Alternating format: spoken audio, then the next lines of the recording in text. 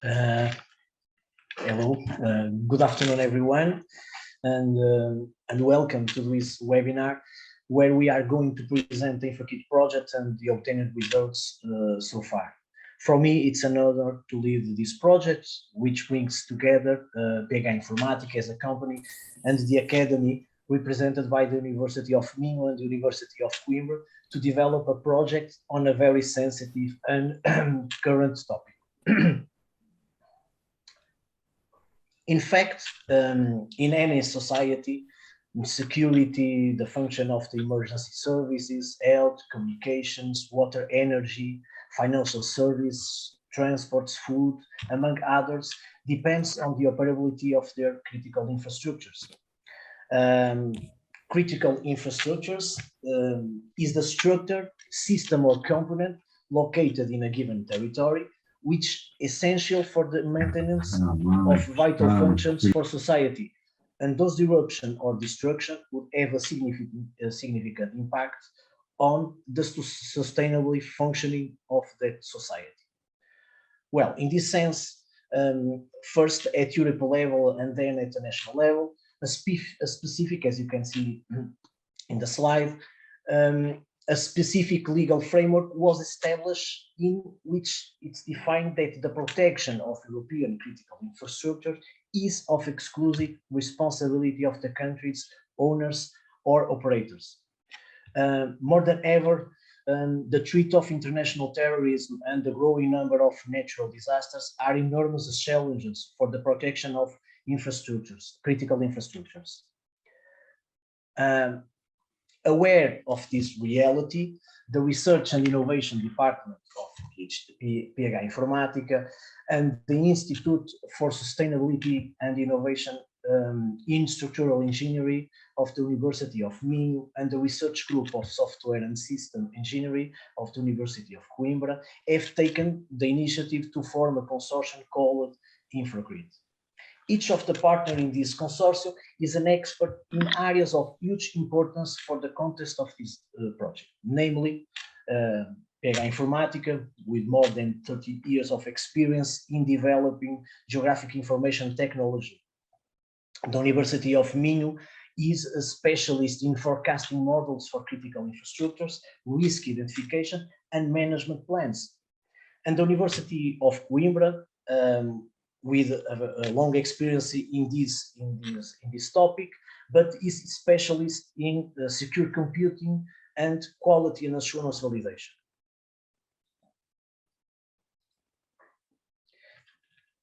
In fact,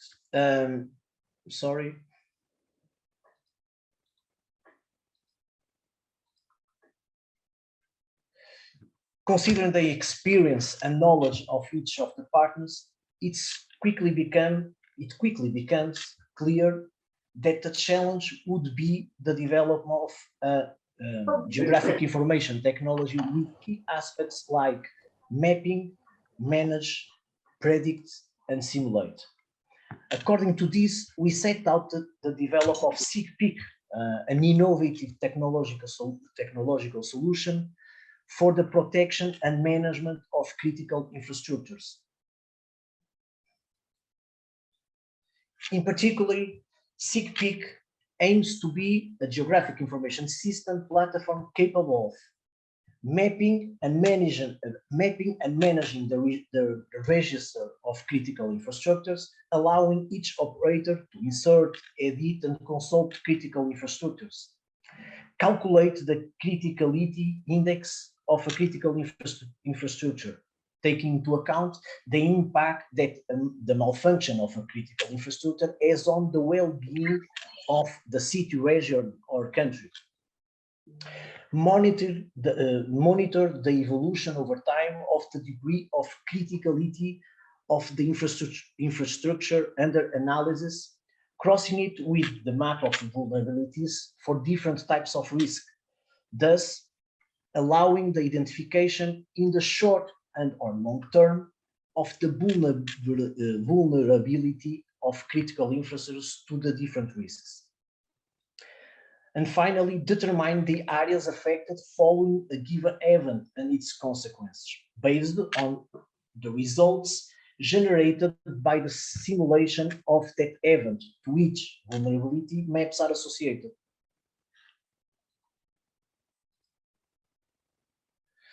Bear in mind that SIGPIC must serve all critical infrastructures operators, regardless of their area of activity or legal nature. It was our objective to develop a platform in which the access to a given SIGPIC is ensured by an authentication, authorization, and audit model that will fit the users into the respective profile and, in this way, define their permissions.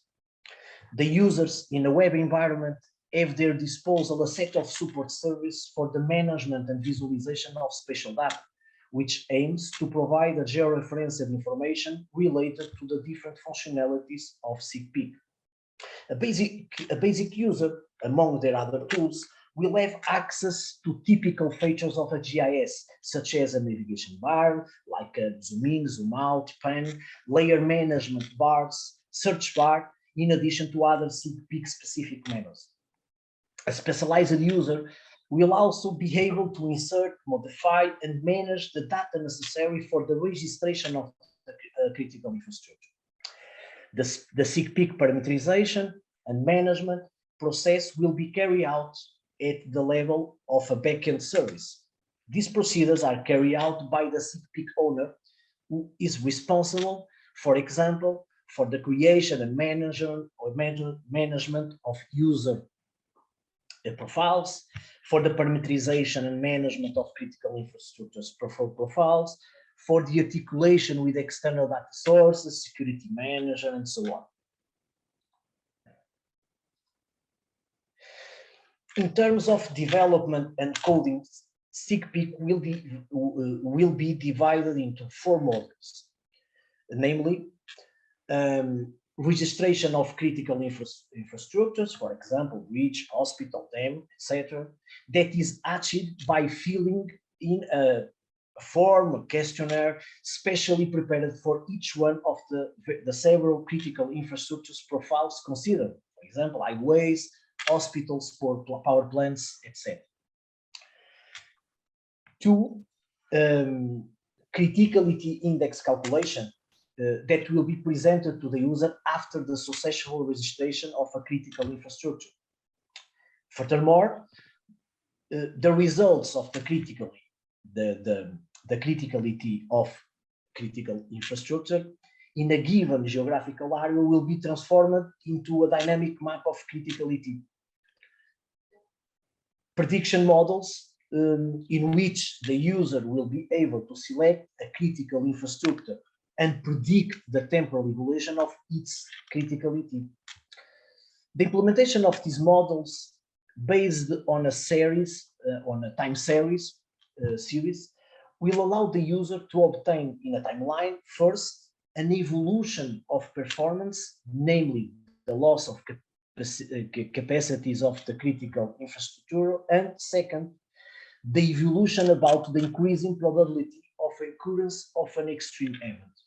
For example, an hospital becomes more critical because of the aging of the population, while downtown, for example, Pombalene city of Lisbon, is, with each passing year, more exposed to the probability of an earthquake of great magnitude. Finally, the simulation model allows the user, after the selection of a geographic position and the definition both of an event type, fire, flood, earthquake, and its magnitude, to obtain the identification of the affected area, the critical infrastructure located there, and the respective level of performance. This information is extremely relevant for the elaboration of risk mitigation plans, and these plans will define the intervention to be carried out in potentially affected infrastructures in order to reduce their vulnerability.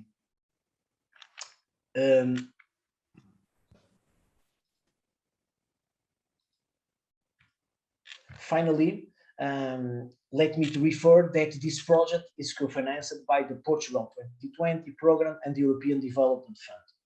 thank you very much for your attention. And once again, it is a pleasure for me to be part of this team and naturally to be present in this webinar.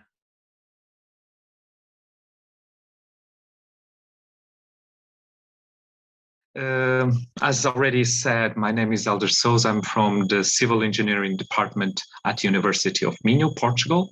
And I would like to thank you all for being present today. And so, as I've seen from the list of participants, I have to say good morning, good afternoon, and good evening, depending on where you are. And it's very nice to see that this topic brings together people from all over the world. So with no further ado, I will start this presentation related to the topic of infrastructure resilience and how it can be applied within a city context.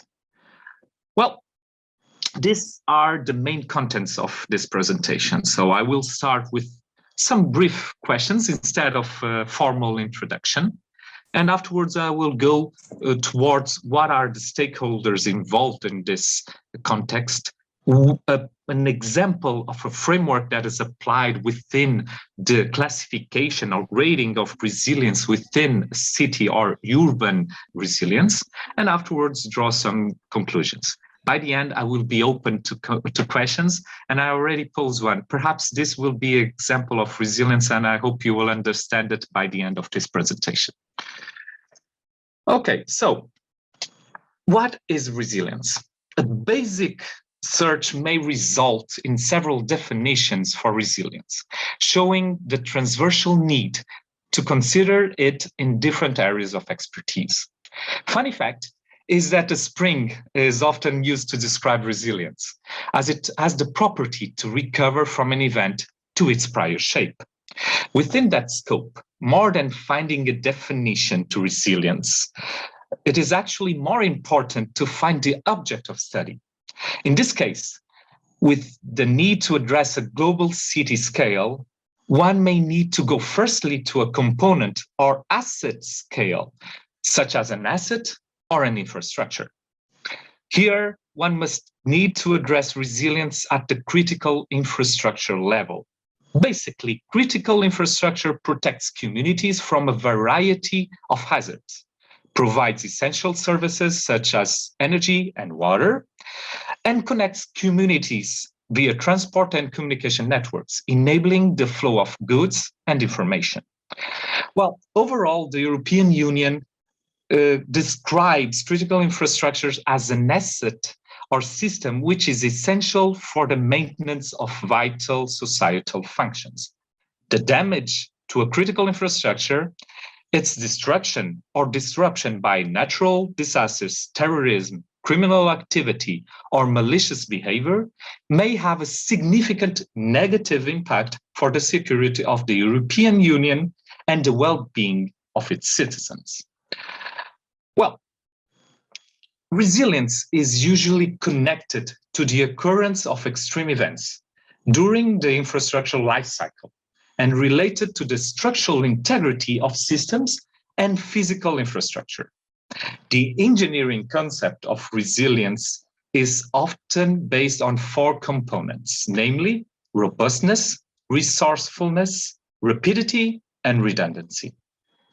Resilience also calls for a better understanding of the systemic interdependencies and links of our infrastructure systems and the associated policies and processes.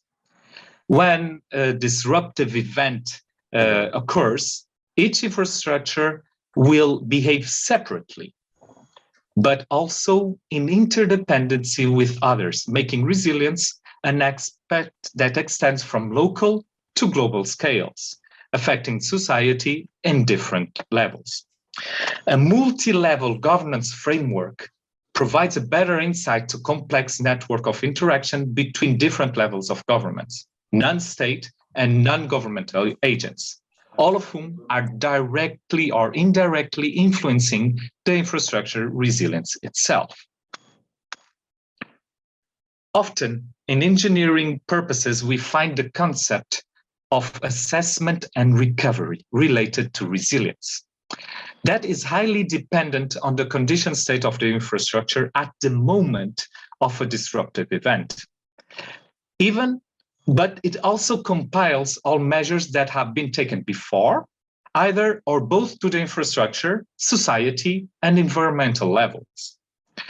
Developing infrastructure that is resilient to climate change and natural hazards, for example, requires a priori resilience-based thinking and actions by different stakeholders, starting from the initial phases, but also considering the whole infrastructure lifecycle as described in this figure.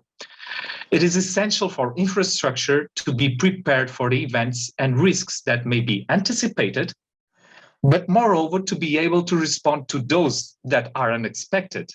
It is better to prevent than react, but actually it's even better to predict. This way, we aim for an infrastructure to continue to provide the essential services on which society depends within a resilient city context. And with that, what is a resilient city? Well, this is an important question. Why? Presently, approximately 55% of the world's population lives in urban areas, a proportion that tends to increase to 68% by 2050. Therefore, an urgent matter to be discussed is what is a resilient city? The first appearance of this concept actually appeared around 2002, so almost 20 years ago. And in that perspective, resilient cities were considered as that could have the ability to absorb, recover, and prepare for future shocks, events such as economical, environmental, social, and institutional. As mentioned before, resilience is a transversal concept and requires the interaction and understanding of different interest areas, where different stakeholders will act or be affected. For example, for local governments, governmental authorities, to act on improving the resilience of infrastructure systems, often they need to address legal and institutional frameworks at higher scales. In that case, multi-level governance can help overcome obstacles to effectively design and implement these strategies. Developing climate and natural hazard resilience infrastructures and cities requires resilient thinking and resilient-based decisions and actions by practitioners across the whole infrastructure lifecycle, as mentioned before. At each stage, there is the chance to improve resilience of an infrastructure, and effort is needed to ensure that the resilience added value in the early stages are kept for the full life cycle itself. As there is a risk at each single stage to decrease resilience when there is no coordinated communication across different phases and across different stakeholders. Actually, and this is a funny fact, there is now a change in paradigm, so as not to consider resilience only in the recovery phase, consequences after an event, but to consider it already in the preparedness of society and design of the infrastructures. Nevertheless, resilience itself must be related to existing infrastructures, thus through the infrastructure life cycle. It is important to understand which actors play what roles at every single point. Depending on the nature of the infrastructure system, stakeholders may have different or even overlapping roles. Well, risk management and resilience approaches share important features and are typically complementary, as seen here on this figure. There is an important opportunity to build resilience into existing policies and risk frameworks. Traditionally, a disaster risk reduction or management approaches seek to reduce risk of particular assets and or people from specific hazards. In this perspective, resilience moves away from this traditional risk paradigm, although resilience is often mistaken with risk, as instead accepts that not all risks can be predicted and therefore mitigated, and instead focuses on limiting the impact of a hazard event. This is of particular importance when planning for emerging and uncertain risks. So preparedness with prediction is actually helping in the response and recovery phases, traditionally associated to the term resilience. One example of a framework is the one proposed by Arup with the support of the Rockefeller Foundation. It provides an insight to understand the complexity of cities and the drivers that contribute to their resilience. Looking at these drivers can help cities assess the extent of their resilience, to identify critical areas of weakness, and to identify actions and programs to improve the city's resilience itself. This resilience framework provides a holistic, practical, and evidence-based definition of urban resilience. It identifies 12 goals or outcomes which contribute to the city's resilience performance across 4 main topics, namely people, the health and well-being of everyone living and working in the city, organizations, so the systems within the economy and society that enable urban populations to live peacefully and act collectively, place, the quality of infrastructure and ecosystems that protect, provide, and connect people, and to the last, knowledge, appropriate leadership and strategy enabling the city to learn from the past and take timely actions. Well, as conclusions, we can see that by assessing, analyzing, and predicting risks, we are a step forward to make a reliable city within a urban resilience framework. Actually, we have to take this holistically, as resilience itself, even by its beginning of definition, is a transversal concept. We cannot address only the design, but we have also to see what actually exists. And there are several frameworks and people researching and working within that. And by the end, we have to see this not only globally, but sometimes we have to go deeper. And this is one of the outcomes of this project. We are now going deeper on critical infrastructures and by a risk-based analysis, going a step forward within a resilient framework. Well, now I will ask you if you have any questions. And with this, I basically came from our initial performance, the questions that I began with, and I'm finishing again with the questions. So after this disruptive mind event, which was my presentation, I hope that I was resilient enough to go back to the beginning, however, with some taught lessons. Thank you very much.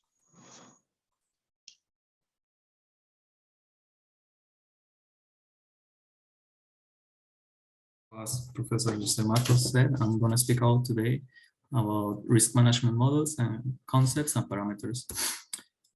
Today I'm going to give to all of you a brief introduction about the topic and speak about the definitions and the parameter used, and provide some examples of models that were reviewed during the project.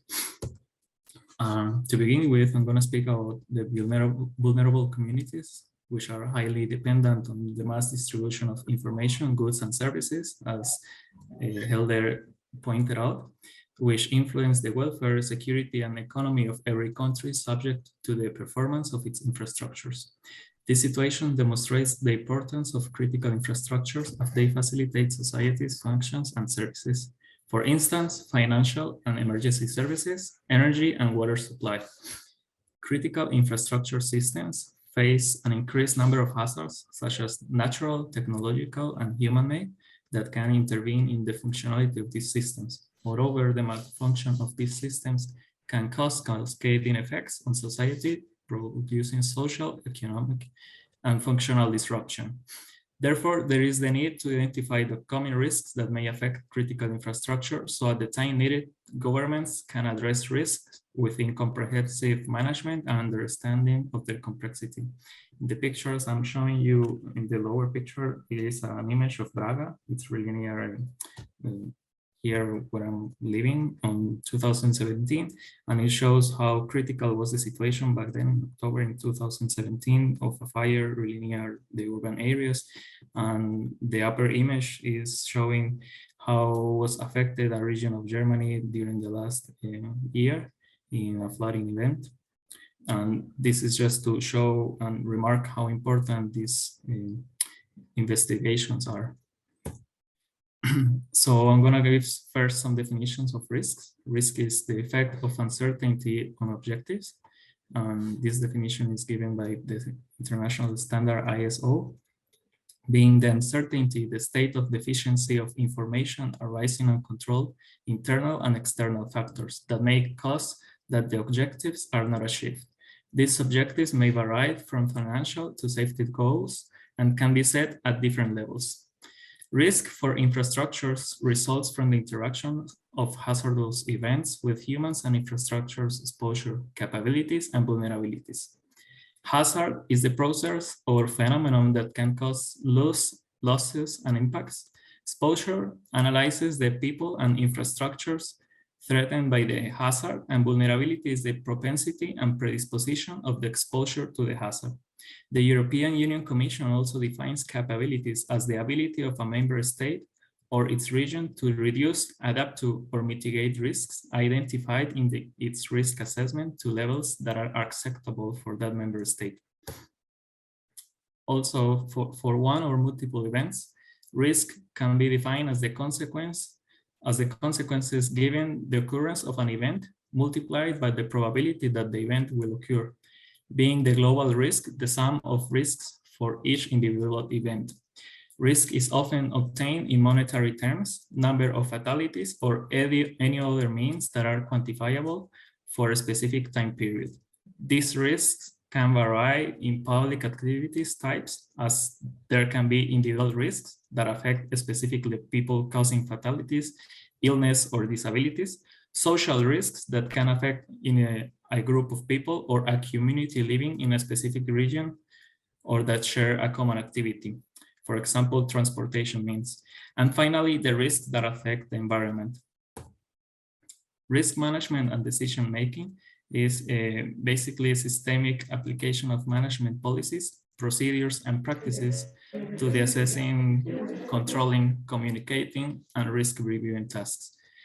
The risk management process starts with the problem definition, followed by multiple assessment of the risk that may include cost-benefit analysis, risk assessment, among others, leading to the application of policies, procedures, and practices. This process can be simplified as the planning, risk assessment, and risk treatment of the infrastructure. So I'm going to also speak a bit about the risk assessment. According also to the international standard ISO and to some reports from the Joint Research Center, the risk assessment can be split into 3 steps, let's say. The first one is the risk identification that try to find, recognize, and describe risks that might help or prevent an organization achieving its objectives. Then it is the risk analysis that seeks to understand the risk nature, its characteristics, and when possible, evaluate risk levels. It involves a detailed consideration of uncertainties, risk sources, consequences, likelihoods, events, scenarios, controls, and their effectiveness. An event can have multiple causes and consequences and can affect multiple objectives. And finally is the risk evaluation. It means that it pursues the purpose of risk evaluation to compare the results of the risk analysis with the established criteria of the risk and determine whether additional actions are required or not. I'm also gonna introduce a bit the resilience assessment. As you have seen in the last presentation, is an important topic that we have been working in this project because it's really entailed in the risk assessment process, as I'm gonna show you. this is a new topic that has been gaining strength in this research field, the resilience assessment. It can briefly be defined as the ability of an infrastructure to endure and recover from the impacts of an extreme event. It is also important to introduce this definition, as risk analysis is used to prioritize mitigation strategies, while resilience assessment are often used to prioritize the restoration strategies. Some experts have even defined resilience as the management of risks on the long term. Therefore, if resilience assessment is combined with risk management models, it can result on strong approaches to find solutions that mitigate and accelerate the critical infrastructure recovery against any hazard, quantifying through decision-making all possible losses and consequences. In this figure, I also want to show a summarize of the relationship between both assessments. On the left side is are the steps that I was speaking about, the risk assessment, and on the other side are presented the properties, activities, and other stuff about resilience assessment and the risk management process. It shows basically how resilience properties are involved in risk management and resilience assessment activities. Furthermore, it demonstrates how complementary and necessary the involvement of the cycle and all the elements of a risk assessment is in the resilience assessment process. This illustration shows a profound concept of how resilience properties are involved in the risk management and the activities that it entails. And it demonstrates how complementary and necessary it's to involve the cycle and the elements of a risk assessment process in the resilience assessment process to obtain a really comprehensive approach. Right now, I'm also, as I showed in the first slide, I'm going to speak a bit about some models that have been used in other projects that we were reviewing during the project. My colleagues Elizabeth and Anna in the following presentations are going to talk about other methods that were considered in this project. So now I'm going to present some of the methods that were not considered, just to to show what was used in those methods that we didn't consider. And the first methodology I'm going to introduce is the dynamic inoperability input and output model. It is a methodology proposed to measure network resilience under extreme events, such as natural disasters. It considers dependencies between facilities in critical civil infrastructure systems by modifying the dynamic inoperability model and combining it with graphics theories. It also uses as inputs hazards, information, operability requirements, and dependency matrices. The model evaluates the recovery of civil infrastructure facilities considering the dependencies at the infrastructure level, and additionally, recovery coefficients for each type of installation are obtained and used to model the operability of each network installation over time. The second methodology I want to talk about is the GIS-based high-level approach. It evaluates the impacts of climate change on critical infrastructure, and it's based on the application of high-resolution climate change forecast maps and provides the recognition of critical high-risk zones. This GIS tool aims to provide stakeholders information necessary to the decision support regarding potential impacts and opportunities of climate change. And to finalize and not take more time, as I know I'm running a bit out, the third methodology consists of two models that are used to predict and analyze the effect that a hurricane can have on the performance of interdependent infrastructure systems. The first model is called the damage estimation model, or DEM, and it predicts and analyzes the effects that a hurricane can have on the performance of interdependent infrastructure systems by producing scenarios of damage to a set of critical infrastructures. It uses a Monte Carlo simulation and a statistical method to predict the damage caused by a hurricane to the system under studies. The damage estimation model is capable to employ forecasted, historic, or customized risk scenarios to produce its predictions. And the second model that uses this methodology is the infrastructure and disruption model. It applies optimization techniques to determine the cascading effects that an event can cause on all the infrastructure systems considered, to anticipate and analyze the outcomes that a hurricane may produce on the performance of the interdependent infrastructure systems. The model performed the analysis employing the damage estimation model results as an input, providing maps of infrastructure damages and service disruptions as an output. So if anyone has questions, feel free to ask. Thank you very much for your attention.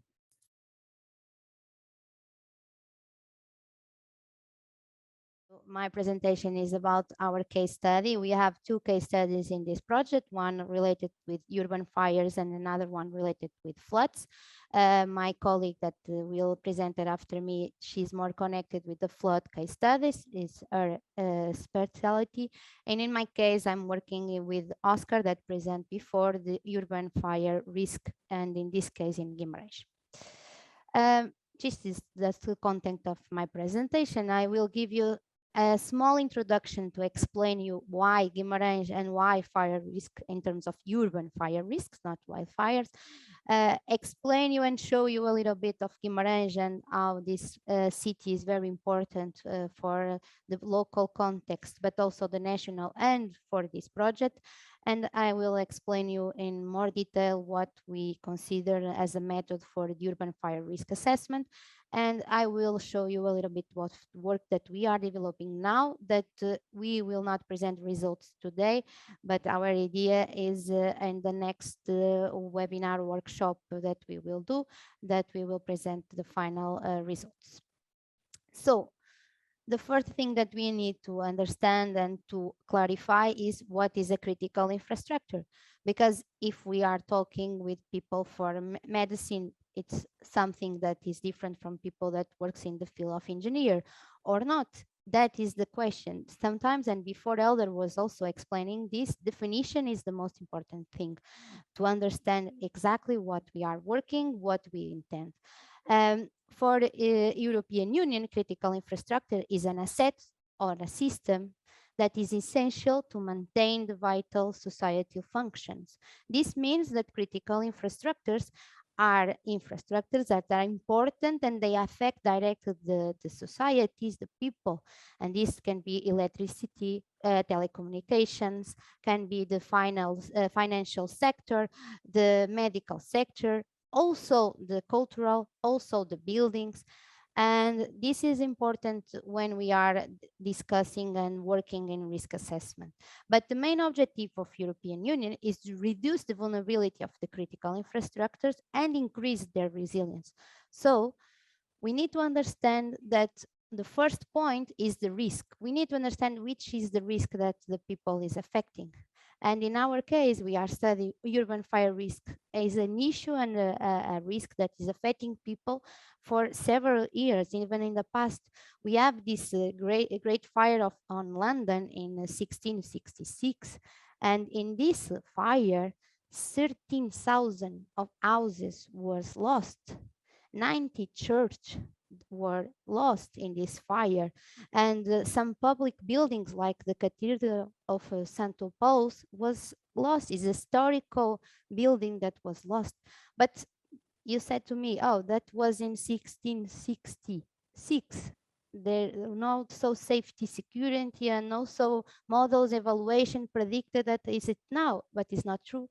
As you can see, in 2010 in India, also a fire was causing the old urban area of this Dhaka city, and 100 people died. It's not just losing historical buildings, cultural buildings, museums, and so on, but also people that is affecting. People is dying, losing their houses, and the important vital infrastructures that they need to survive. Also, the same thing in Portugal, in Chiado, is also 1988. It was a very rich area, a very rich neighborhood that was a lot of commercial shops that was destroyed. And some of them, these shops, were built in the century of 16 and 17 and was lost and not recovered anymore. So we need to understand that it's not just people and money that we are losing, but also our culture, our important museums. As in Brazil, the National Museum of Brazil was fired in 2018, and they lose this everything that they have in this museum. Sorry, I need to admit the person. And also in Notre Dame in 2019, they lose the timber collapse, the old timber roof collapse, and this has 100 years old, and it's a loss that we cannot recover. Even if we rehabilitate and make again, it's not the same. So in this case, we need to understand what is risk and vulnerability and how we will assessment this. For old cities is more important sometimes than for new cities, because in this case we know that new cities, they will have this in mind, and the idea is when you're planning and you made a planning for a new part of your city, you take this into account. But the old cities, we need to pay attention to them, and there is a constant threat on these old cities. There is loss that cannot be replaced anymore. For cultural heritage, for example, their buildings have higher issue because they are very connected in the majority of the old urban city areas. They are very narrow streets that is more difficult to access in case of urban fires. The proximity of people and between the buildings is very high, and there is a high number of residents that are not prepared for these extreme events and for this even a small event, since they are very old sometimes, or not adaptable and not prepared for that. So historical center of Guimarães is one of the cases that it's have this risk, since the buildings are very connected. There is also streets that are very, very straight, and there is a lot of people using this, and is located in north of Portugal, in the province of Minho. I invite all of you that doesn't know to come here. It's very, very beautiful historical center and the city.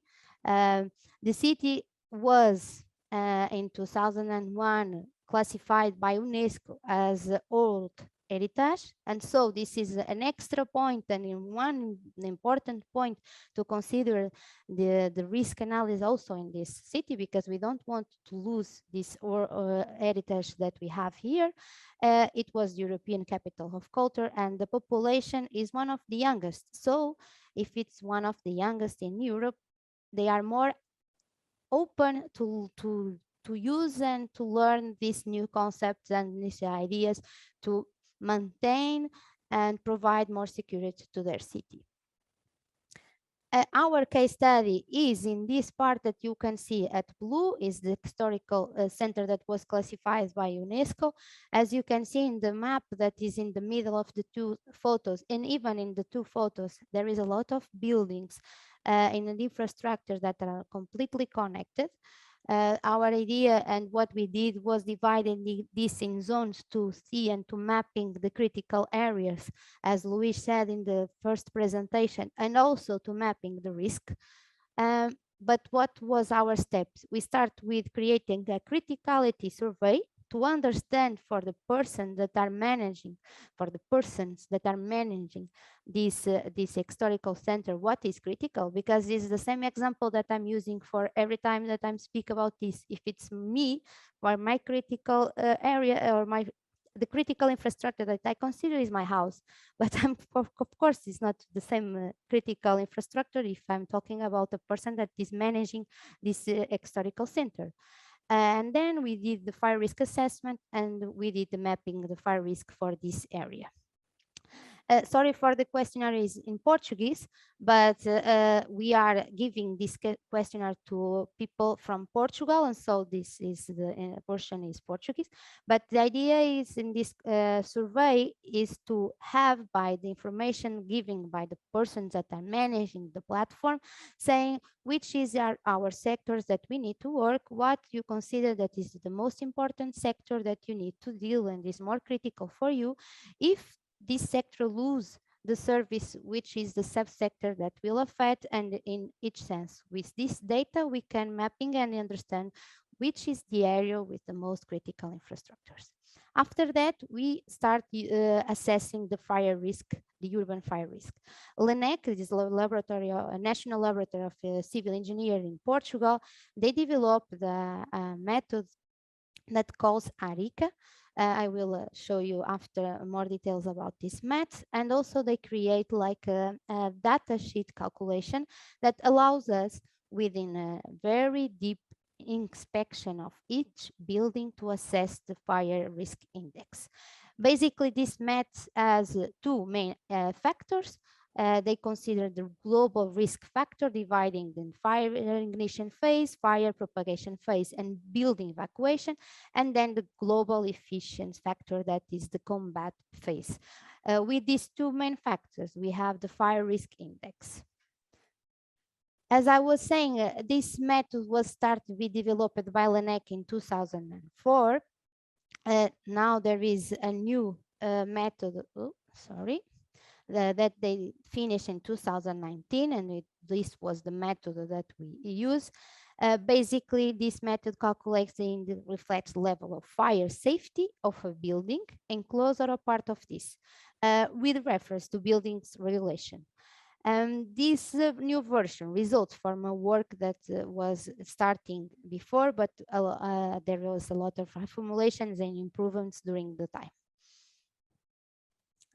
What we consider for the global factors, they are divided in partial factors, the state of conservation, electrical installations, and security equipment. All of this is assessed and has a level and quantification in terms of level, and at the end, we will have the fire risk. Basically, the values assigned to each partial factor depends on the conditions that we have in specific buildings and also where they are located. The values of the partial factors have different origins. Sometimes we have some expression developed for that specific partial factor, or in that other factors, they're just tabulated data. And then we understood that the electricity and gas, the state of building, the technical installations are one of the most critical parameters that we understood by our database. And so the global risk is obtained based in an arithmetic mean, nothing more than that. Well, okay, here is just more to show you some values that we consider. Basically, we weight the parameters, and then we have an index at the end assessing by the arithmetic average. Now we are in the phase of mapping all the risk analysis that we did for this specific area. As you can see, now the area is divided in different zones, and each area or zone has a different colors, means that is higher risk or lower risk. Also, we now mapping some critical infrastructures here. This is the points with different colors that you can see in the pictures. They are different colors because can be, in this case, we have schools, we have hospitals, we have banks, we have telecommunications points, water system points. We are in this moment doing this. Of course, we also develop some predictive models more related with Bayesian networks. And also we create and have some vulnerability index that we also will mapping, and the correlation and simulation models that in this case we consider climate change adaptations, also measures here and so on. We have scenarios that takes into account the climate change. So because urban fires are very connected with the structures of the buildings and the emergency and before the event, but also we know that these differences that we are observed by in climate, they are also affecting and they also increase the risk in these areas. So for my side, thank you for your attention. And at the end, if you have questions or comments, I'm appreciating that.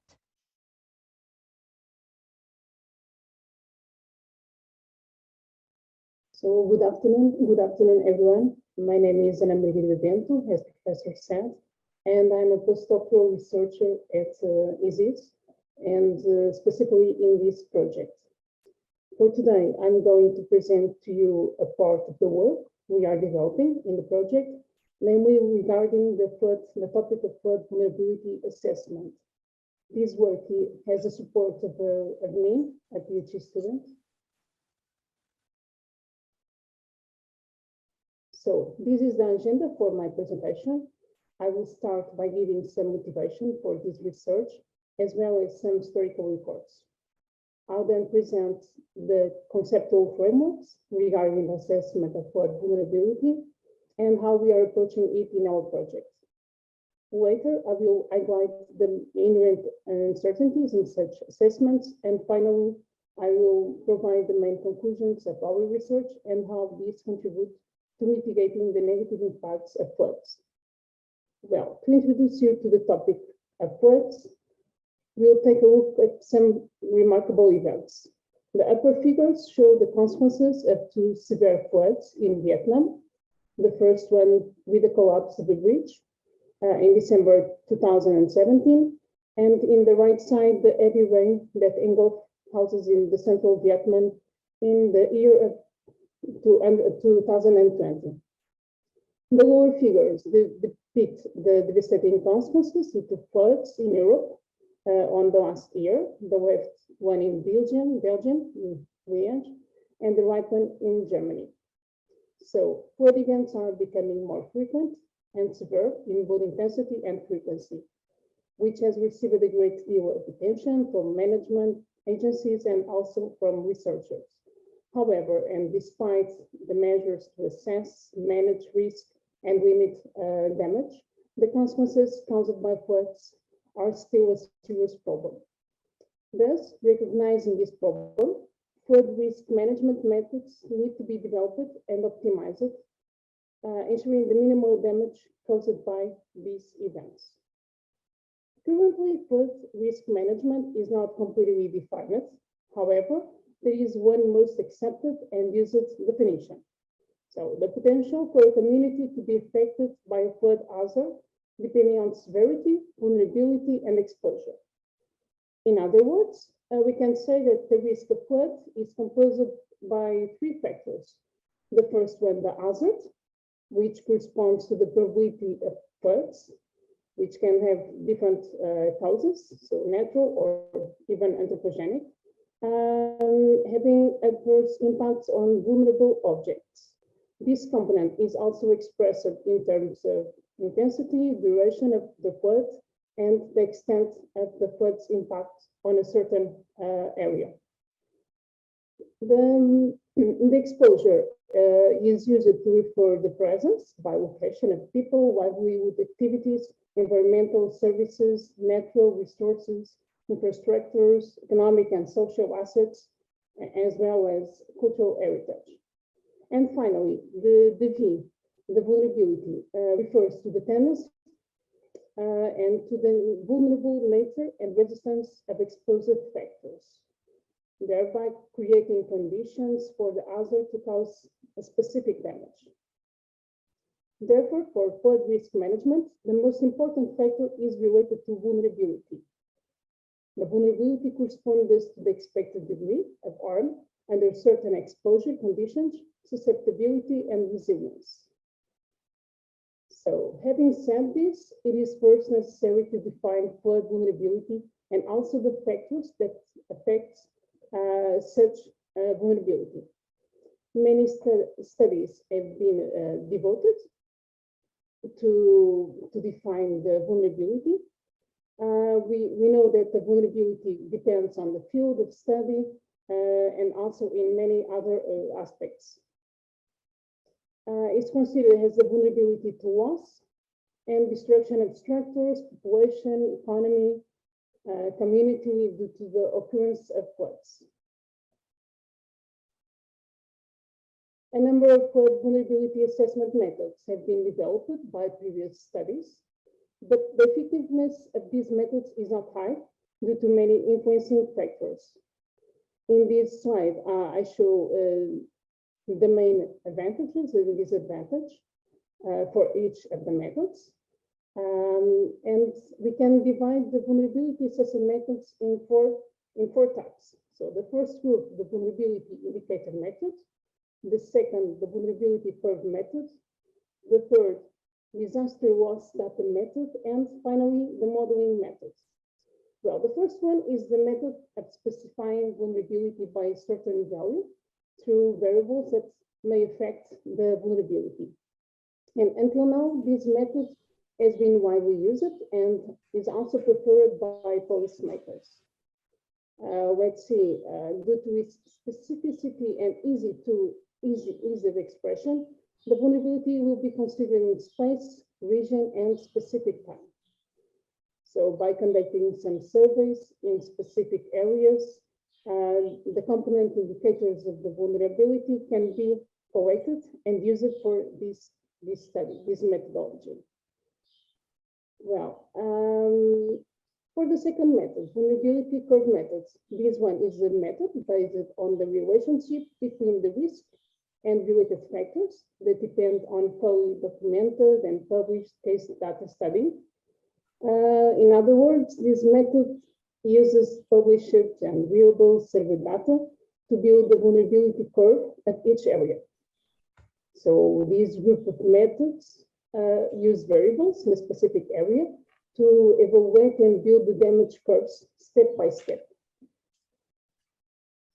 Well, despite its accuracy for certain and specific area, the method is also rarely used due to the space limitations and also because it consumes a lot of resources and efforts for conducting such investigation, assessments, and surveys. So it's very specific to the location under study.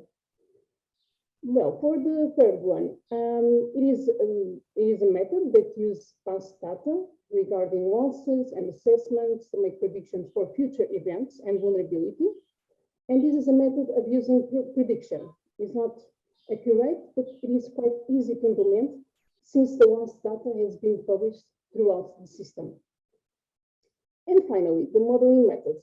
Well, by using models, simulation, evaluation, prediction, adapt, aid of the flood, other characteristics from the flood event can be carried out by using this method. And after collecting information on topography, hydrology, and other factors with respect to the study area, computer models are built to calculate inundation maps by using 1D or 2D models and are based on solutions to obtain surface inundation maps. Well, as you can see, this group is very dependent on the detailed topographic, hydrological, and also economic data of this specific data area and this specific place. Well, so this model can better assess vulnerability in a smaller scale to guarantee that we have data with enough quality and accuracy than other methods.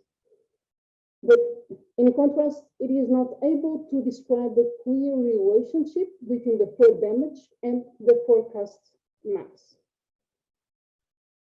Well, from the literature, we found that the methods that have been more effective are actually these two. So the first one and also the last one combined in independent ways. But for this project, we are intended to combine both in order to obtain the best from each other. So proposing a combined method, which is based on the flood vulnerability method, index method, in which some parameters in the implementation process are more accurate by applying the modeling method. So bringing taking the advantage of both particularities of the models. This approach is comprehensive on different aspects and can be customized to suit each region. Through the indicator system, it is possible to easily make decisions to improve the ability to reduce damage caused by the floods. This is just an image that is illustrating so here would be the flood vulnerability index, and here the modeling, the numerical modeling that we are going to explain a little later. So the flood vulnerability index assesses vulnerability, not directly, but through different aspects of the main system. So they can be reviewed and assessed in a large area, and support the government in terms of flood risk management. However, this method is less rigorous in the use of parameters, but at the same time, the flow, the hydrology, hydraulic factors of the area are not analyzed deeply and reliably in this first method. So we are using the modeling method, which has better accuracy and a scientific approach that can be applied in a defined small area. So with the same investigative efforts, the two methods can actually complement and overcome each other's weaknesses. The present study will combine these two methods to assess the vulnerability to adverse flood events with the aim of improving the accuracy of the assessment, of assessing the vulnerability to floods. The flood vulnerability index method is based on the relationship between the components of the system and the factors of vulnerability through the indicators of that system here illustrated in this graph. So by understanding the relationship between quantities, the accuracy of the method can be improved. There have been many studies on the selection of the set of indicators aimed at calculating flood vulnerability. These indicators depend quite heavily on the study area, but with the selection of studies, the general indicators and the ones with a large impact on the vulnerability to floods are defined and generalized in this summary table in the right side by reducing the complexity of the vulnerability index while we are keeping the required accuracy.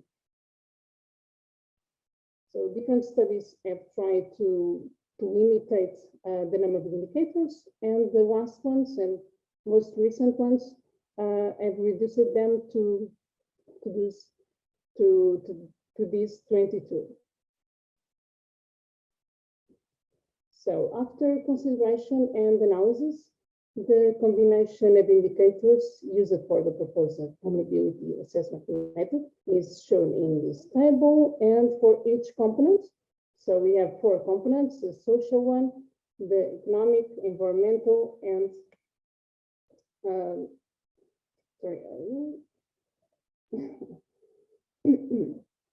and each component of the vulnerability is assessed through 3 factors: the exposure, the susceptibility, and the resilience. The interaction between the vulnerability factors and components is illustrated in this slide and forms the foundation of the flood vulnerability index method. So the exposure represents the objects that must be exposed to or triggered by harmful objects, in this case the floods, and susceptibility of the subject in other end occurs when the strength of the certain object, a certain flood, is large, even very large, and the flood agents cannot harm the object. So will not the vulnerability be formed. Finally, the resilience is closely related to vulnerability. So is the ability of the system to withstand disturbances caused by floods, and also to maintain the performance of the socio-economic, environmental, and physical components of the system. So if the target's resilience is faster and greater, the vulnerability will be, of course, reduced. The factors in vulnerability have a close relationship with each other and directly affect the final vulnerability of the system. There are 2 views in the literature based on these 2 mathematical relationships. For the proposed method and in our project, we selected the second equation since it's more widely used and simple for implementation. So, as expected, these parameters and indicators have different dimensions, and the weights of them are also different. So if you combine these two equations, you have only 2 minutes more. Okay. Okay, don't worry. Thanks. And so after calculating and combining these two previous equations, we can obtain the last one, where the variables X represent the vulnerability indicators and the Y represents the respective weights. So after calculating and processing these weights, the equations can be proposed to calculate the flood vulnerability of each component as they are here in this new slide. Because this why? Because in a system, the components exist simultaneously. So the social, economic, environmental, and physical occurs at the same time and in the same place. The social component provides indicators describing the social context, adaptive capacity, skills, knowledge, and so on. And I'll try to be faster. So the economic component represents the area's economic development level under consideration. The environmental components provides criteria for damage to the environment caused by the floods. And after obtaining the vulnerability indices of these components, the vulnerability is assessed through the final index indicator in this equation. Using this index, different vulnerability levels can be compared across sections, and by mapping vulnerability, flood risk reduction approaches can thus be designed. So, but we have to be bearing in mind that the factors that affect the vulnerability are constantly changing in time and also in space. So sometimes we also have to update our assessments. And in this slide, I'm just showing some conclusions that we have drawn about the uncertainties, because all these slides, all these topics are uncertain and having different factors, not only the space and the time, but also the climate change, which should be also taken into account in our assessment, vulnerability assessment, even being sometimes difficult to evaluate such uncertainty, but we can do our best. I'll just read this. And final has a concluding remarks. I just want to say that the vulnerability is actually an important aspect of assessing and mitigating the consequences of flooding events, and it is also worth highlighting the benefit of a combined vulnerability assessment method, as we are proposing here in this project for mitigating the negative impacts of floods. And thank you so much for your attention.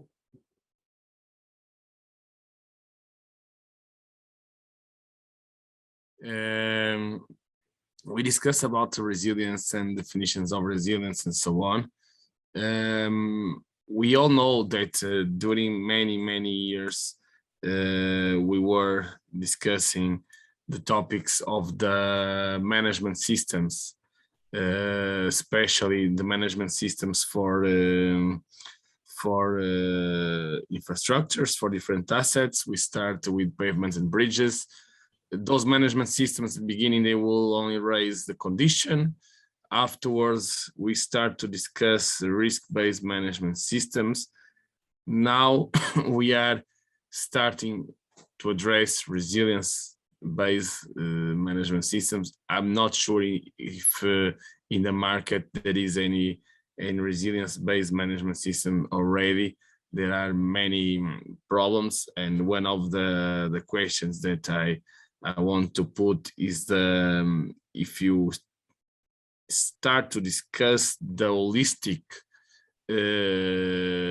approach and holistic model of the resilience, because one thing that we learn with resilience is that, and that we didn't learn until then, is that our infrastructure systems, they are not alone. They are built for people, for society, and we need to consider them. And when we see these images, etc., I see that the infrastructure, of course, is affected, but much more than the infrastructure is the impact on the society, in terms of economy, in terms of environment, etc., etc., etc. So my question is about if you are planning somehow to implement or develop in the future a resilience-based management system, and if this management system would or not take into account the holistic approach of resilience. So this is a question to all of you. I don't know if any of you want to answer, but this is my first question to break the ice. Perhaps I can start picking up the ice as well. Yes, it's indeed true that resilience is a gap.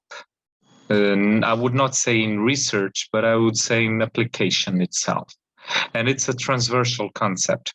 We do not consider resilience only based on the infrastructure consequences, but we see the myriad of every aspect related to it, from society to environment. And when I talk environment, I'm not talking about only nature itself, but also the social context and all the background related to the different intervenient stakeholders and users of a given service or a given perspective. So yes, we hopefully would also incorporate resilience within a management system, and that is already being implemented, although I still think that many are implementing resilience, but actually they are implementing risk-based management in that sense. So there is still a gap, and as I showed you in show all the presentation, there is still a gap that would allow us to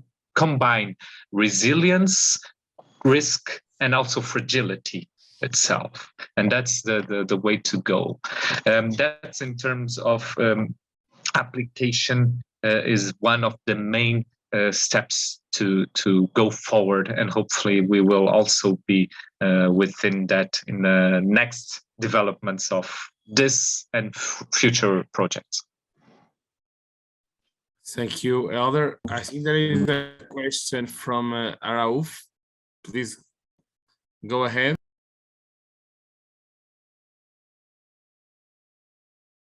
Okay, great. Thank you very much for all the presentation. It was very impressive. It was very nice.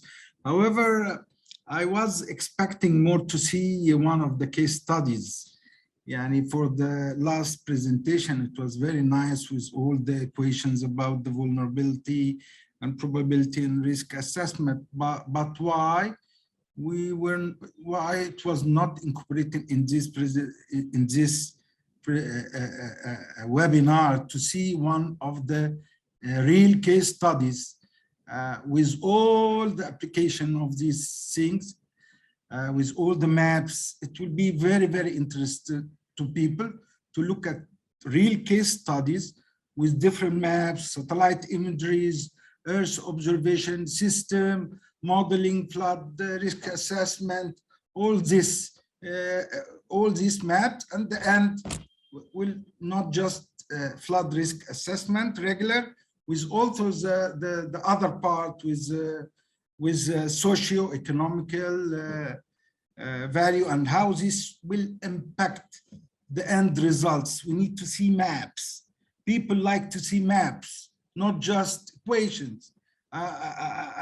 Okay, just I'll be very interested in the next presentation to just showing me maps and movies with real-time visualization about how this will do with time. So I hope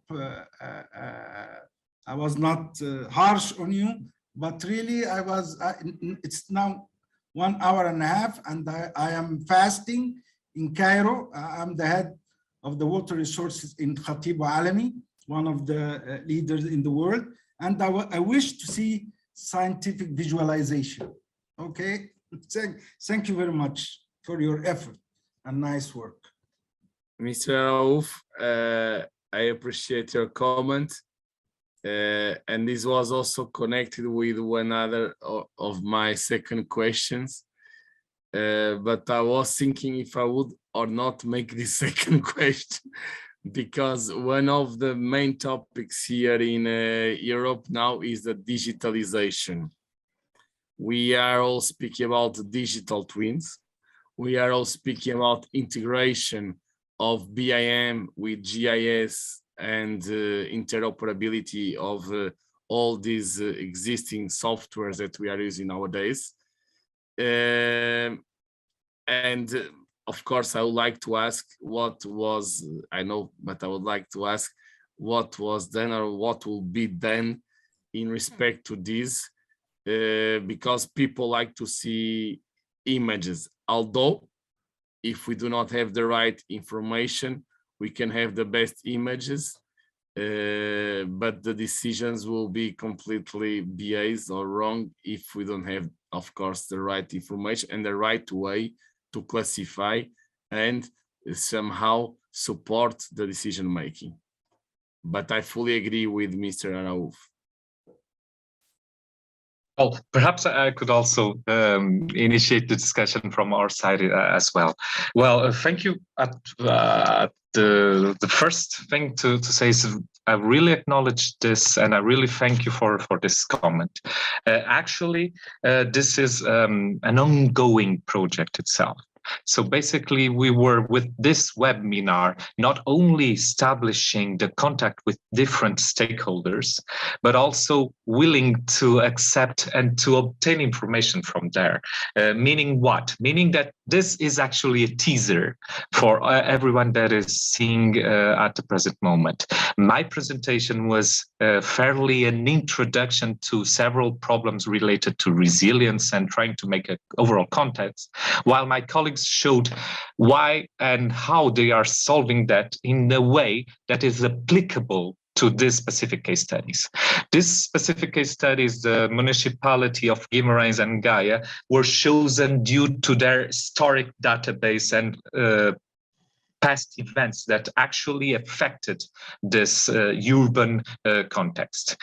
We are now actually working on different layers within our Geographic Information System, our SIGPIC tool, that will incorporate not only the identification of these critical infrastructures given by the survey for the asset owners and managers, also what are the probability of occurrence and consequences, so a risk map due to these events, and further on simulating and predicting how this can be somehow affected in the future.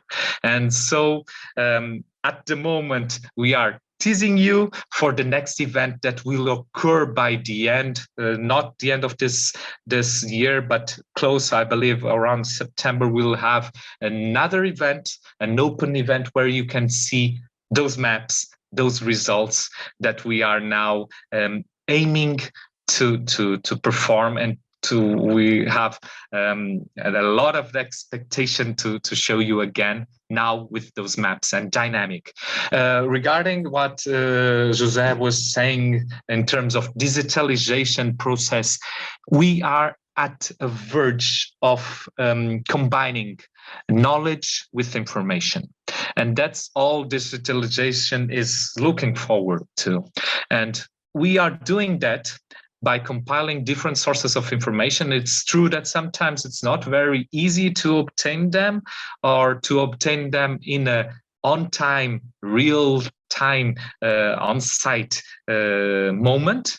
But with the frameworks that we are conceiving, we are opening the possibility that different municipalities, different asset owners will allow to include their information and see visually, and at the next step, digitalize their information in order to have a better and more optimized asset management system.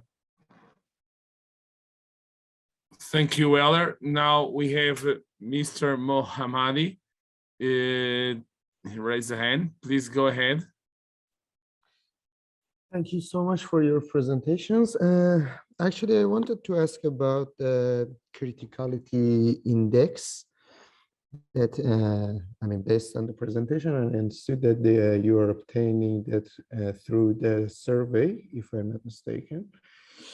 But I was wondering who would be the, let's say, responders of these surveys and of these questions. Of course, I know that you have mentioned that assets owners and managers, but it's kind of general term for me, and I don't know actually who are you mentioning specifically. And if it is, for example, yes, for sure, we can say that a supermarket could be considered as an asset, and then the owner of the supermarket would be the asset owner and manager. So maybe you have to, let's say, distribute the surveys like to all the supermarket owners. So in that case, maybe the whole population of the city would be the target of the survey. And then another question that I had is was about the, let's say, the point that you mentioned about the criticality index that is kind of evolutionary. And what are the,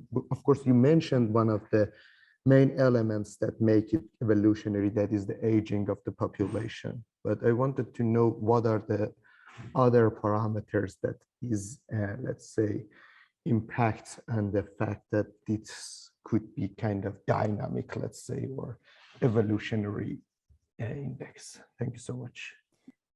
Okay, thank you so much for your question. I know that I make a confusion when I use myself as an example or my house as an example. It was an easy way of explain what we intend by criticality. I will say something now that is not very correctly, but let me say, we see people as a critical infrastructure, but of course we cannot say that people is an infrastructure. This means that in this case, we consider for the risk assessment and for the criticality, also the people. But as Elder was saying, resilience much of the times is confusing with risk assessment based methodologies. But in this case, in the city center of Guimarães, our idea is to assess the resilience, take into account the social component, the environmental part, and also the economic. For the criticality that I was showing you at the beginning, it was just related with the infrastructure. This means that the survey that we create, we will share, and we share it with experts. This means that they are owners of the critical infrastructures, can be the owners or the managers. Not sometimes we say owners, but they are not the owners, they are the managers. Can be the municipal chambers, urban planning that work in municipal chambers, the architects, the engineers, but also can be the manager of the energy facilities, the water distribution managers, or the owners. Is this type of expert that we need. What we need is their answer why their sector is critical and in each sense. I just show you some, just 1 minute for me to admit these people. I just show some part of the survey that is more related when you are at the level, for example, of the government level, municipal chambers or so on, that they manage the entire city center. But of course, there is another part of the survey that is also directly with people. This means this is dynamic survey. Depends on who is answering, you will have access to different parts of the survey, and we will have the access of different parts of the database. And then at the end, we have the entire database. In terms of what you asked me after, I said that the age is an important factor for the criticality, for the answers, for the emergency, for the risk, for the adaptation of the people to these extreme events. But there is I didn't show you the predictive model running and also the digitalization models that we have and that Ara would like to see also. But the predictive model also counts with the economical part of the people itself, if they have or not, even if you have funding after the event, if it happens, if we have funding or not to recover again, to rehabilitate, to build again. We also include the climate parameters. Okay, it's important to know the temperatures, the humidities, and so on.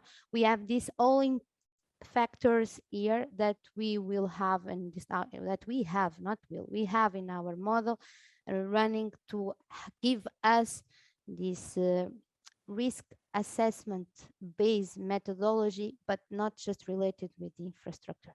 I hope I complete your question. Okay. I don't know, Mohammed, if Elizabeth. Yes, thank you so much. Yes, thank you. Now we have, I'm going to say the last question because we need to continue with the second part of the webinar. But the last question is from our colleague from ENEA, Vittorio Rosato. Vittorio, please, the floor is yours. Thank you. I have been attracted by the object of this webinar because, I mean, it is very much similar to the activities that we are doing since quite many years in Italy. ENEA has been committed in the realization of a system, of a sort of a decision support system, which enabled the analysis and the risk management of all critical infrastructures in Italy. So we did in the last, say, 5 or 6 years, also in collaboration with our other research institute in Italy, particularly the Institute of Geophysics, but also with other international partners like Fraunhofer Institute in Germany, this system that we are going to start deploying at a national scale, particularly in favor of several operators of large Italian infrastructure, such as the transmission electricity operator and several distribution electrical operators in several cities in Italy. So essentially, the system essentially gets a large number of data from third parties concerning meteo, nowcasting, geophysical data, and also gets data from monitoring system which are spread all around Italy. And then, of course, we have a very large database in which we have the GIS, so the exact representation of the topology of all the most of the Italian infrastructure. So we can project, you know, all the events that are going to occur in a specific area on the infrastructure of that specific area. So for instance, we have also developed an earthquake simulator. You know that in Italy we have this problem quite extensively. So we have a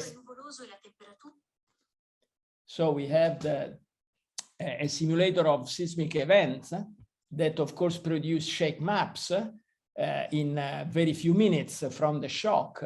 So we can, you know, estimate which are the damage either on buildings and or of the infrastructure which are located nearby. So I mean, it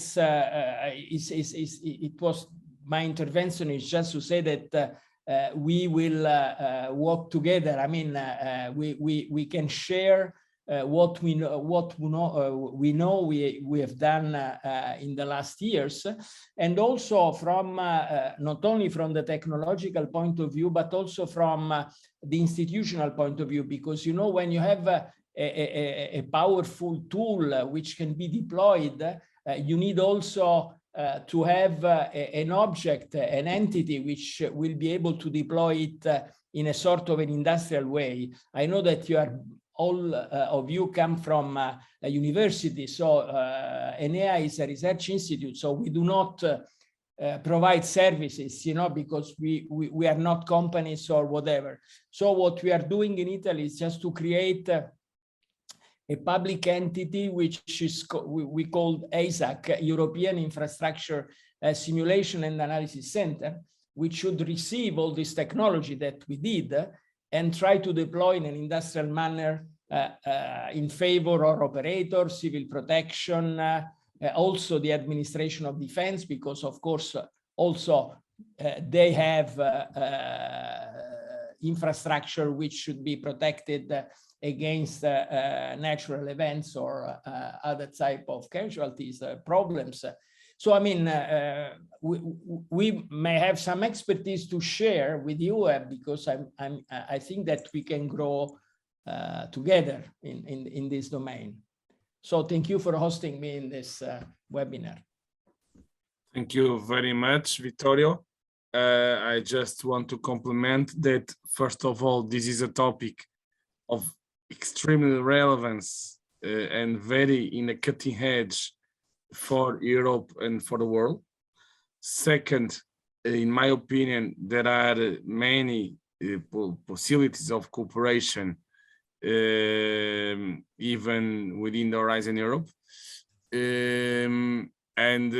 Thirdly, I will gonna take this challenge from your side, and for sure, of course, from our side, we are always open to synergies, and in a way that at the end we could together develop more technological and suitable tools and frameworks that could help most of all the communities and the people in order to protect and make them safer for extreme events. So thank you very much for.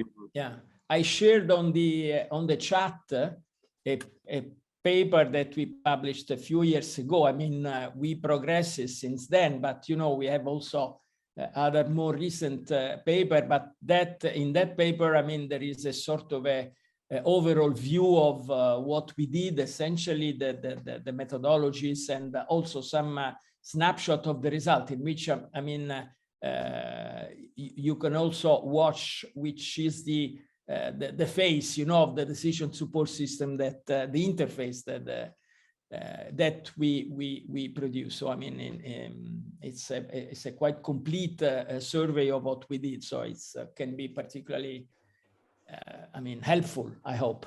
Okay. Thank you very much. For sure, we're gonna do that, and we are in contact. And many thanks for attending. Also, it's a pleasure. You and everybody that is with us today.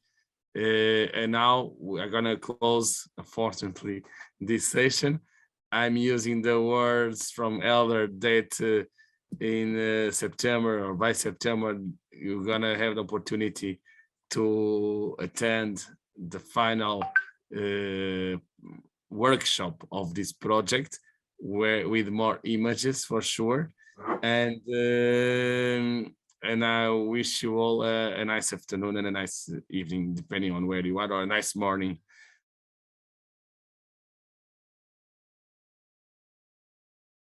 So good afternoon, everyone. Again, my name is Gonçalo Carvalho, and I'm doing my PhD research with Professor Bruno, Professor Jorge Bernardino, and also Professor Henrique Madeira is also helping me in this part of the project of cyber-physical systems. So thank to the three of them for their support and advice. So I will talk about failure mode and effects analysis, its measures drawbacks. We're then going to talk about the new risk priority number criteria and formula. Then mention our use case of communication-based train control, apply FMEA to it, and conclude and show our future work. So FMEA is an engineering method designed to identify potential failure modes and its failure causes, assessing the effects these have within a given system. A failure mode is usually defined as a fluctuation inside of the performance criteria for the component. FMEA's risk assessment procedure can be divided in 5 fundamental steps: system subdivision, failure modes identification, risk priority number calculation, prevent actions recording, and analysis reporting. To quantify each failure mode's risk, this method takes into consideration the severity, occurrence, and detectability of each failure mode, and the formula is the product of these 3 features. So, in the first step, the system subdivisions, we take the system, we break it down into subsystems, and have a complete list of its components. In the second step, it's necessary to identify failure modes, its causes, and determining the consequences for each component. The third step is the risk assessment, considering severity, occurrence, and detectability of each failure mode, where severity is the reckoning of the severity of the potential failure, Occurrence is a numerical subjective assessment of the probability of each failure, and detectability is the performance of detecting the failure before failure occurrence. Each one of these parameters is recorded and estimated in predefined categories. Then we calculate the risk priority number, as I mentioned before, as a product of severity, occurrence, and detectability. The fourth step consists on assessing the actions to prevent serious consequences, correct failures, or even restore system functions. And finally, the fifth step is to perform a report analysis summarizing the FMEA's process and its results. The FMEA is a universal process, easy to understand, and it's mainly applied to complex systems and enables identifying technical failure modes. So the FMEA RPN calculation variables are, as I mentioned, occurrence, severity, and detectability, where in severity, the value of 1, the failure has no effect, and at 10, the failure has hazardous effects. In occurrence, 1 represents a nearly impossible probability of occurrence, and 10, the failure is almost inevitable. While in detectability, 1 represents a failure that is almost certain to be detected, and 10, the failure will probably go unnoticed. So this is FMEA, and now we're going to talk about the major drawbacks that propelled us to our new formula. So it's not bound to design limitations. The failure modes are not analyzed concerning their origin. It's a subjective mode, a subjective method. The RPN values have big gaps among the values and many repetitions. It does not have costs associated to the risk, and neither consider environmental or external damages to the infrastructure. Thus, we propose a new criteria and formula of the risk priority number based on 4 factors: social, infrastructural, environmental, and delay factors. Our social parameters are fatalities, serious injuries, and light injuries. The average cost of each one of these type of injuries is more than 800,000 euros for fatalities, more than 100,000 euros for serious injuries, and almost 750,000 euros for light injuries. To obtain an estimated cost of each of these types of injuries, we use the Portuguese value of preventing a casualty, which is the value of preventing fatalities and significant damage, and the cost is a sum of is adding all the representative costs of each rank. Regarding infrastructure costs, we consider railway track and bogie damage, derailments, access point destruction, and collisions between trains. The ranges of estimated values for each rank are based on reports of railway accidents made available by the Portuguese Aircraft Accident and Railway Accident Prevention and Investigation Office. Concerning track damage, 100 or fewer meters of damaged railway represents low damage, and more than 1,000 meters severe damage. The environmental costs, where we consider the carbon dioxide emissions from fires. Our parameterization is based on the sustainable structural design methodology. It's a formula that consists in the carbon price of a ton of CO2 emissions in euro per ton, and the equivalent emission developed from the life cycle assessment analysis declared in tons. It's a product between these 2 variables, and we calculate the total costs, and the Portuguese and the OECD tax emission for Portugal is 25 euros a ton. And then we use this value in the mentioned formula. Regarding delay costs, the agreed statistical formula came from the IMT calculation of common safety indicators. and we use this to calculate the delay costs. To a period of 12 hours interruption of the railway track, the associated average cost is 25,000 euros. So once again, we use this value and performed the different levels according to it. The final risk estimation, we propose 5 different categories: very low, low, moderate, high, and catastrophic. Considering the RPN calculation formula and its limitations already referenced, we also propose a weight-oriented formula for calculating RPN ranks. Instead of traditional multiplication-based formula, we suggest a sum-based formula of weighted variables for the social, infrastructure, environmental, and delay factors. We trim the possibilities by determining the parameters weight according to the parameters economic impact, which allows a straightforward and easy comparison. Now let's move on to the communication-based train control, which is a modern communication-based system that uses radio communication to exchange train control information between trains and wayside equipment. This figure is a compact CBTC architecture. We have the onboard, the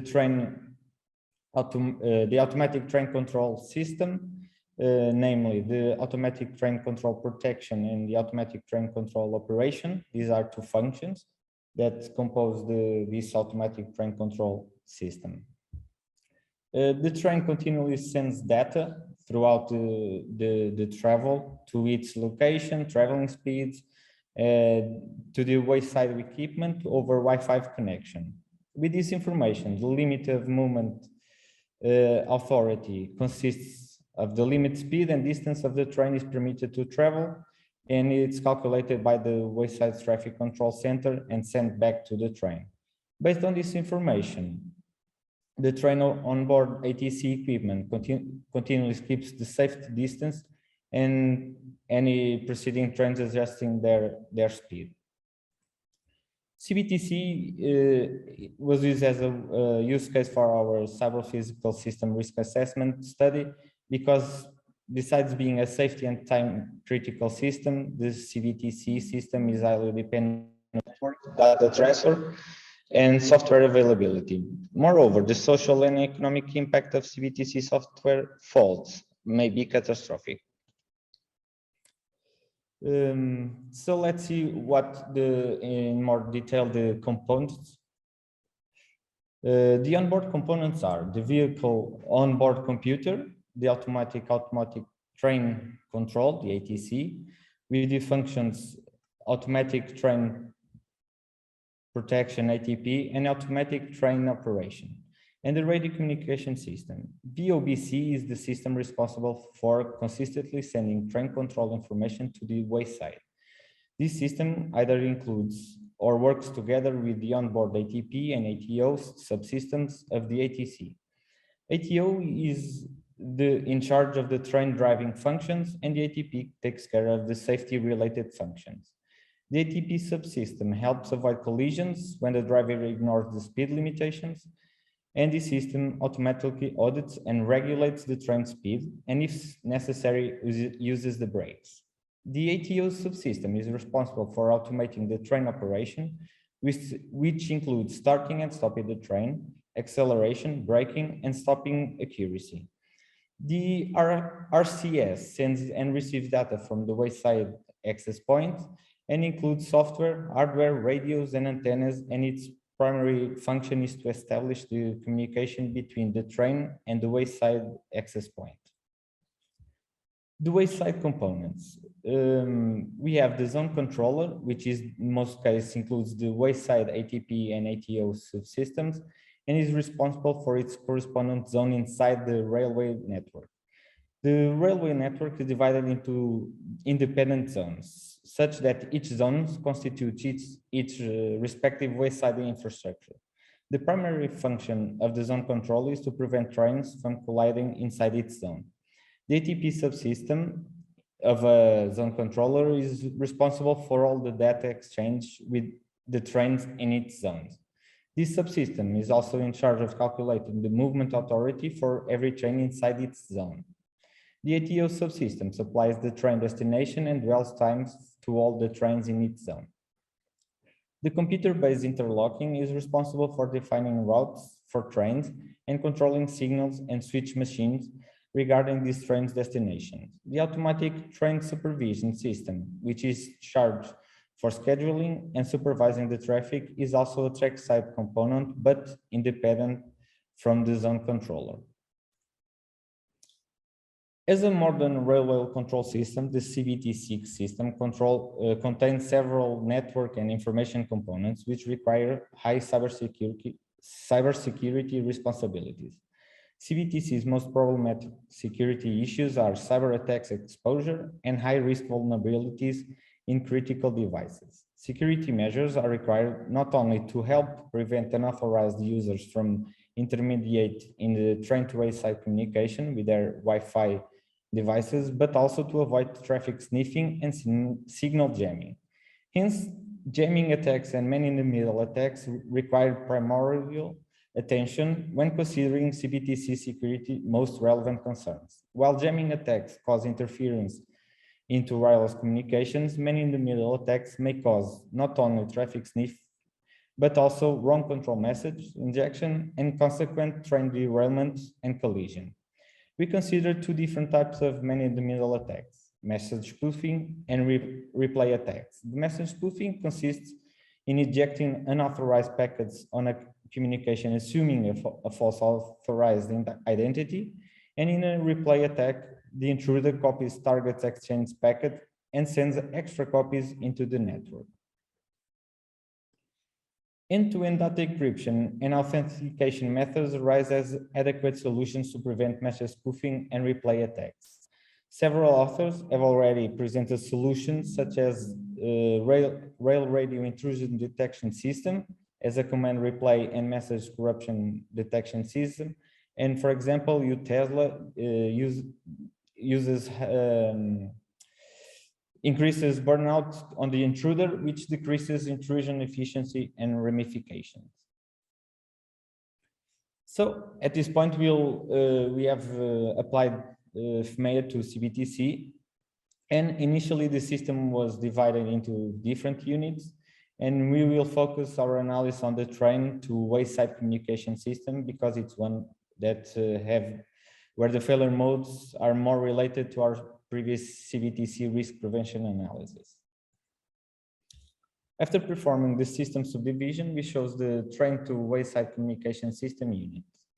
Then we chose a component from there, which was the radio communication system component, for which failure modes are identified together with their causes and effects. In the table, we identified the failure modes for the RSC component and its possible causes and effects. We did not perform any further evaluation of the access point components because it is the same cyber-related failure modes as the RCS component. Since we based our risk priority number calculation on the possible economic impact of the failure mode, we will always consider the worst consequence for each case, starting with the wrong control message injection failure mode, which was the worst possible consequence. We assigned 10 to all of its RPM factors. Its train control and trade derailment possible consequences can result in several fatalities and severe injuries, high infrastructure damage, and severe environmental contamination and considerable delays. Message dropping and signal jamming failure modes have the same consequences, since they are both preceded by a variation of denial of service attacks. These two attacks have train full stop and an emergency braking consequences, which may cause light damage to the track and bogies and low delays. The communication delay failure mode factors, we assign 1 to all factors. Despite being a man-in-the-middle attack, the replay attack intentions are to provoke data overflow on the target. Thus, from our economic impact perspective, this failure mode has the minimum RPM. We now address some preventive actions to each of the failure modes, such as authentication methods, node querying, using short pulse on a broad spectrum frequency band, and IPMAC mapping tables. In this presentation, we do not cover the fifth step because it's the analysis report. The subdivision of the system of the FMEA made us self-study faster and more intuitive, since we intended to focus on the network communication component of the CBTC system. We looked at FMEAs with the economical impact approach, to which we had to create new parameters to calculate the RPN equivalent, since the traditional parameters were not suitable. Regarding our RP calculation formula, we perfected the weights of the result of several RPN calculation texts. In other studies, the study team may apply different weights to these parameters, and their approach would not be either wrong or worse. Assessing cyber-physical system components is extremely important, since the main consequences of attacks to those systems include trail derailment and train collision. Associating cost to risk will allow stakeholders to better understand what is presented to them, and also having a range of values from 1 to 10 will also maximize clarity of the real risk. As future work, we'll apply our method to other CBTC systems, such as the CBTC local control system, wayside system, and the vehicles onboard system. Even more, we can apply these or other assessing methods to other critical infrastructures. So if anyone has questions, or we'll talk at the end of this presentation as this group of presentation, and I thank you all for attending this webinar.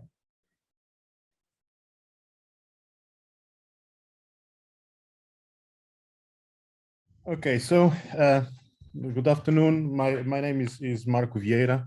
I'm a professor at University of Coimbra. And what I'm going to present today, it's a set of ideas that we are trying to develop around here on how to assess and improve the trustworthiness of systems. So I will basically try to define what is this concept of trustworthiness, and how it can be applied in the context of assessing and also improving the trustworthiness of different kinds of systems.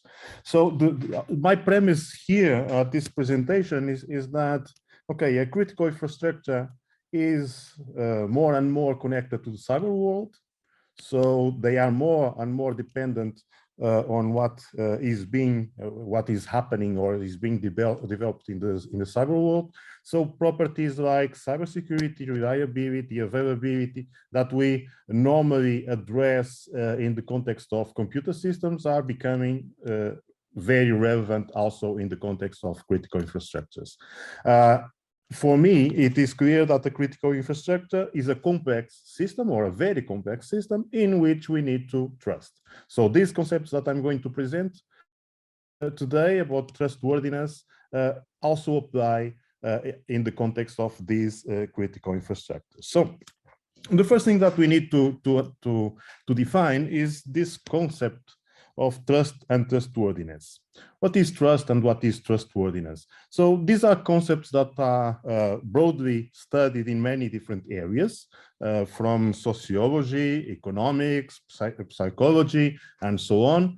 Everyone is aware of what trust is, or everyone has a definition of what trust should be. But the way we define trust in this context is the reliance on a system that it will exhibit the expected behavior. So how much can we rely that the system will behave as expected, of course, including many perspectives, because like it's the case is the same as with humans. Humans trust or not each other, but we have different levels of trust for different properties. For example, you might trust someone to make you a favor if you need, but you might not trust that person to lend them money, for example. So there are different levels of trust for different perspectives or different dimensions. So we apply the same concept to systems, computer systems or infrastructures. So this trust level is some estimated probability of this reliance. Is the estimated probability of how much can I trust or should I trust in a given system. On the other side, trustworthiness is the worthiness of a system of being trusted. So it's the evidences that the system provides to show that it can be trusted. So again, going back to the context of humans, are the behaviors that the humans have in different situations that allow the others to assess if they can be trusted or not. Okay, of course, trustworthiness is complex. It's potentially subjective because it depends a lot on the perspective that you are taking, and also it depends on the evaluator or the person that is evaluating, assessing this trustworthiness. Anyway, we take these concepts from human trust and human trustworthiness to the domain of computer systems, knowing that these change, these trust levels and trustworthiness levels, they change over time. Okay, so because the systems evolve, because the systems are updated, because new knowledge is developed about systems, you might have a given level of trust today that will change tomorrow because something happened. Okay, and as I mentioned before, they can be highly subjective. What are these trustworthiness properties? In our domain, in the computer science domain, when we normally talk about trustworthiness, most people assume security. Okay, but in our vision here at University of Coimbra, when we talk about trustworthiness, we are talking about more than just security. Security is a part of it. For a system to be trustworthy, it has to be secure, or at least it has to provide evidences of good security practices, but it also needs to have other properties like be reliable, has to have availability, be available, and so on. So we take this general notion of multiple properties in multiple dimensions, even broader than dependability, so it goes even further than dependability, and the way that, or what we need to assess the trustworthiness of a system is to somehow identify and evaluate all the characteristics that are important in that system in a given moment, or for the system to be trusted or not. These characteristics can be functional characteristics, so if the system provides the functionalities that it should provide, and also non-functional, like aspects like performance, availability, reliability, security, and so on. In this, taking this into account, we consider trustworthiness as a very broad concept that includes everything on these properties: security, privacy, dependability, performance, even fairness, transparency, stability. So whatever dimension is important for us to trust a system, this dimension can be included under the umbrella of the trustworthiness concept. So just define these concepts as needed. Of course, when we define these concepts, we need to find ways to assess them, to quantify them, but that is another issue, and we are going to get there. There is a life cycle behind this trustworthiness concept. So what we believe is that trustworthiness is something that goes from development to the maintenance phase of any system. So there is one moment in which the system is being developed, okay? Even if it is being developed using agile methodologies, continuous development or DevOps or whatever, there is a moment in which we are developing stuff. And when we are developing stuff, we build, we need to measure, and based on this measuring of the trustworthiness properties of interest, we decide whether to deploy or not.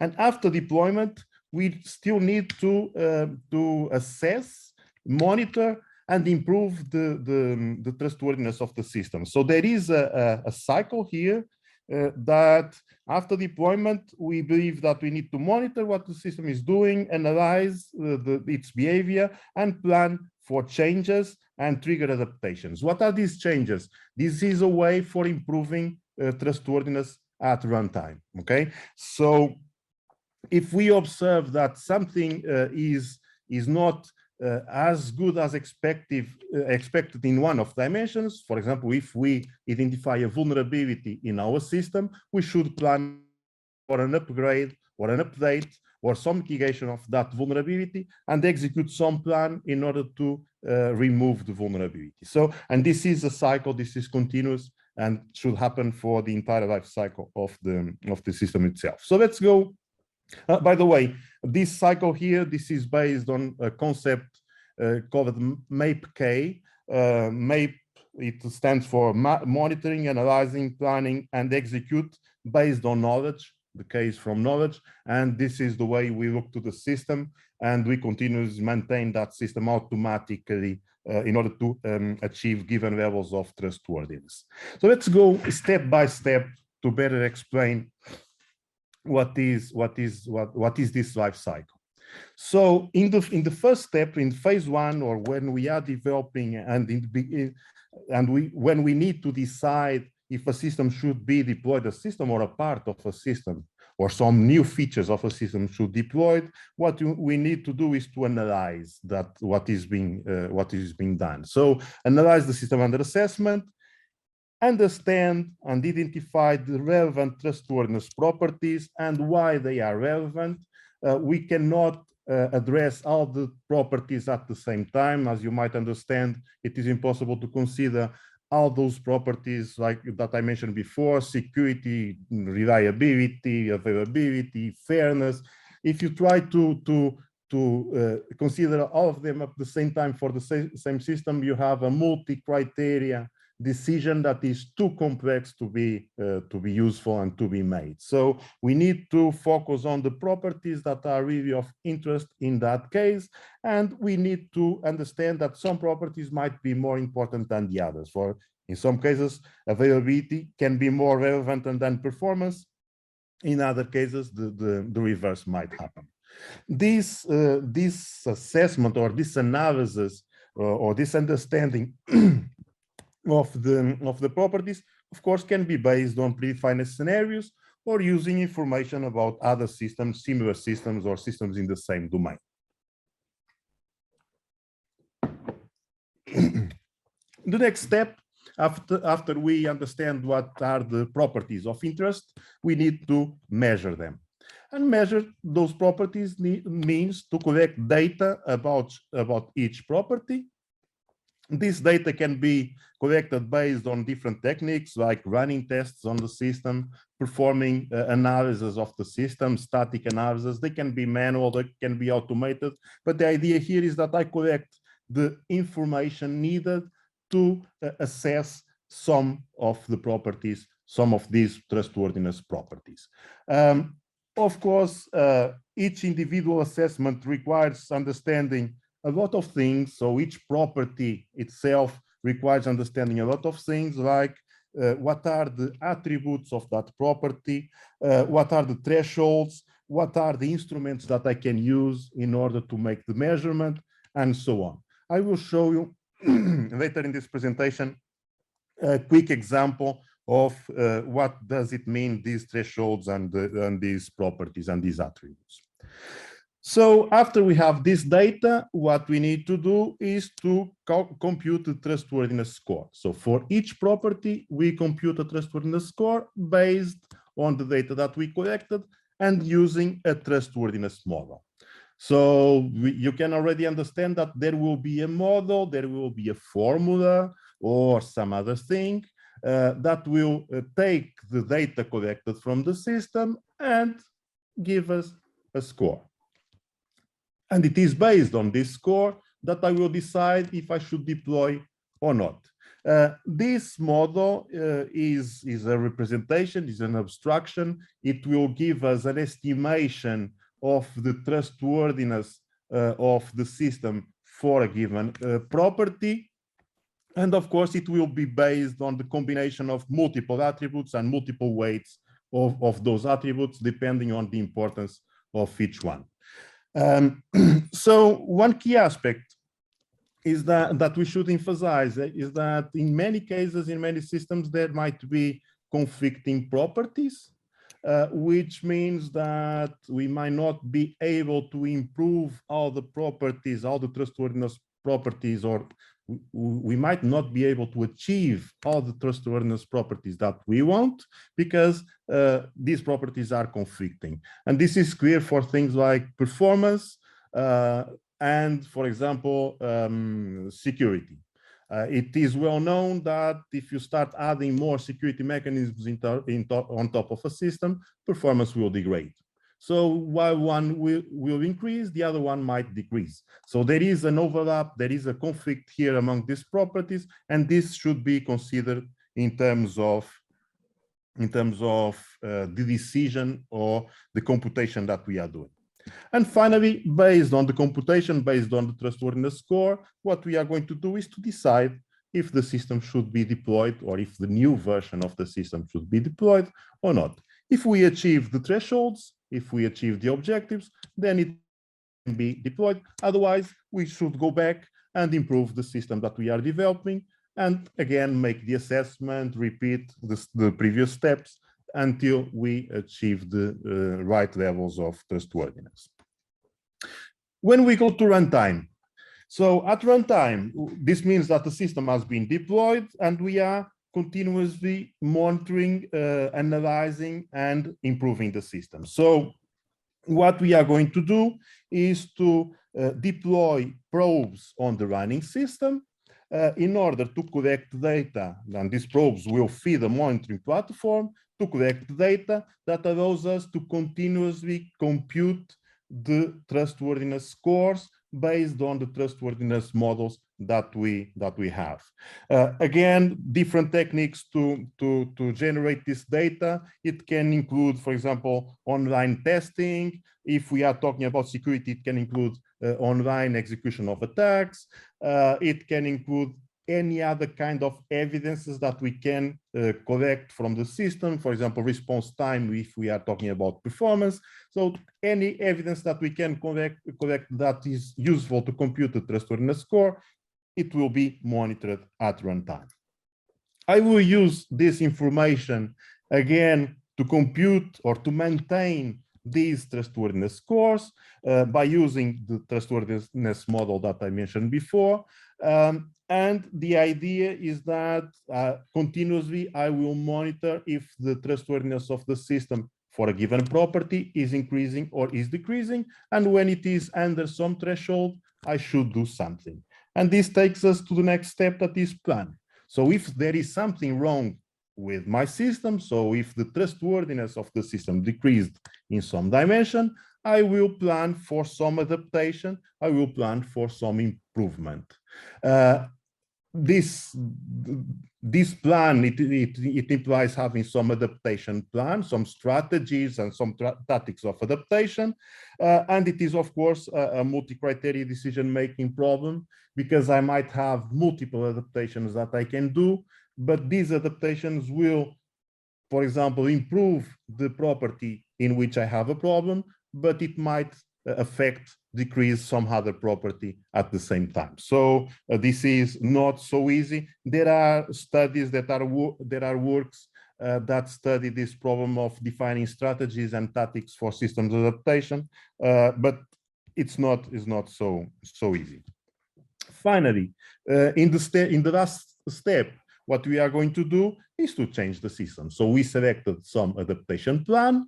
There will be an adaptation engine to execute that plan.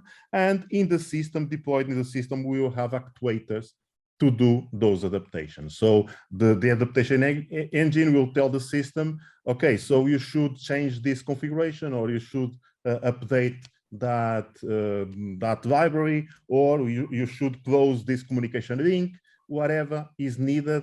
There will be actuators for doing this adaptation, and this process continues. Okay, this is a cycle. I continue monitoring. I will then be monitoring the changes that I did and compute trustworthiness scores and so on. So this is the life cycle. For sure, you are wondering what are these, how do I compute these scores, these trustworthiness scores? A trustworthiness score is, in some cases, just a simple formula.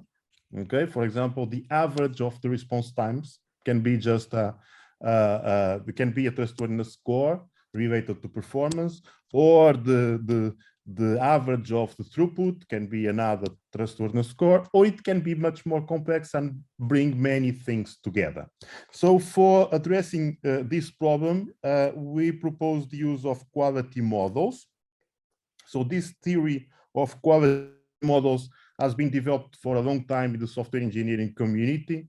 And the idea is that I will compute some score based on the aggregation of many sources or many kinds of information. So in the diffs, what we have are the evidences. So it is the data collected from the system. And then I will start aggregating this data using some operators in several levels. And at the end, when I do the last aggregation, I will have a final score. For each aggregation, or for each indicator, or for each evidence, there is a weight, because we know that some pieces of information might be more important than others. So we need to define a weight for these indicators. So this is the concept of quality models. How does it work in practice? So this is an example, okay? For example, imagine that we are concerned about performance. Our goal is to make sure that the performance of a system is always above a given level. Okay, we can monitor different sources of information. We can aggregate that information until we compute a performance score. In this example here, very simple example, what we are monitoring is throughput, that is the number of operations per minute that the system is executing, response time, okay, what is the response time for each request that is done, and this will allow us to compute the system performance. There is an operator here that is an average, basically, and I'm saying that in this case, throughput and response time are equally important. So when I aggregate the two, I have the system performance. On the other side, I'm saying that, okay, besides the overall system performance, I'm always also concerned about the individual performance of the individual services. So this example here was for a system based on microservices, so many different services composing the system, and I'm also concerned about the individual services. And at the end, I can aggregate these two performance with another operator, and I will have the performance score. Notice that in this example here, this is just an example, I'm saying that for me, it's more important in the performance score, it is more important the service performance than the system performance, the overall system performance, okay? This is just an example. The weights could be defined in a different way. It's just for you to understand what the quality model means. So to implement all this, we have developed what we call the TMA. TMA means Trustworthiness Monitoring and Adaptation Platform that we have deployed in different contexts already. So I'm not going to detail the architecture of the platform. What is important here is the following. So we have the managed system or the critical infrastructure that we are managing. We have multiple probes on that system to collect information. This information that we collect from the system will be fed into our TMA platform by the TMA monitor, so the monitor component. This data will be stored in the knowledge database of the TMA. If we are talking about design time, we might have a design time probe, for example, a testing tool, and in some cases we might have humans in the loop. Okay, then this information that is in the TMA knowledge, in the knowledge database, will be used to compute the quality models. Okay, and these quality models will generate trustworthiness scores that will activate the planning of adaptations. And when some adaptation plan is selected, the TMA, the execute component will execute that adaptation through actuators that are deployed in the system. So we will invoke different actuators in order to make changes. In some cases, these actuators might require the intervention of humans, for example, to change specific configurations or to do more complex tasks. Of course, the idea is that we should have we should avoid having humans in the loop. If everything can be automated, we are improving the autonomy of the system. So almost concluding here, how can we use this in summary? How can we use this approach at in a given context?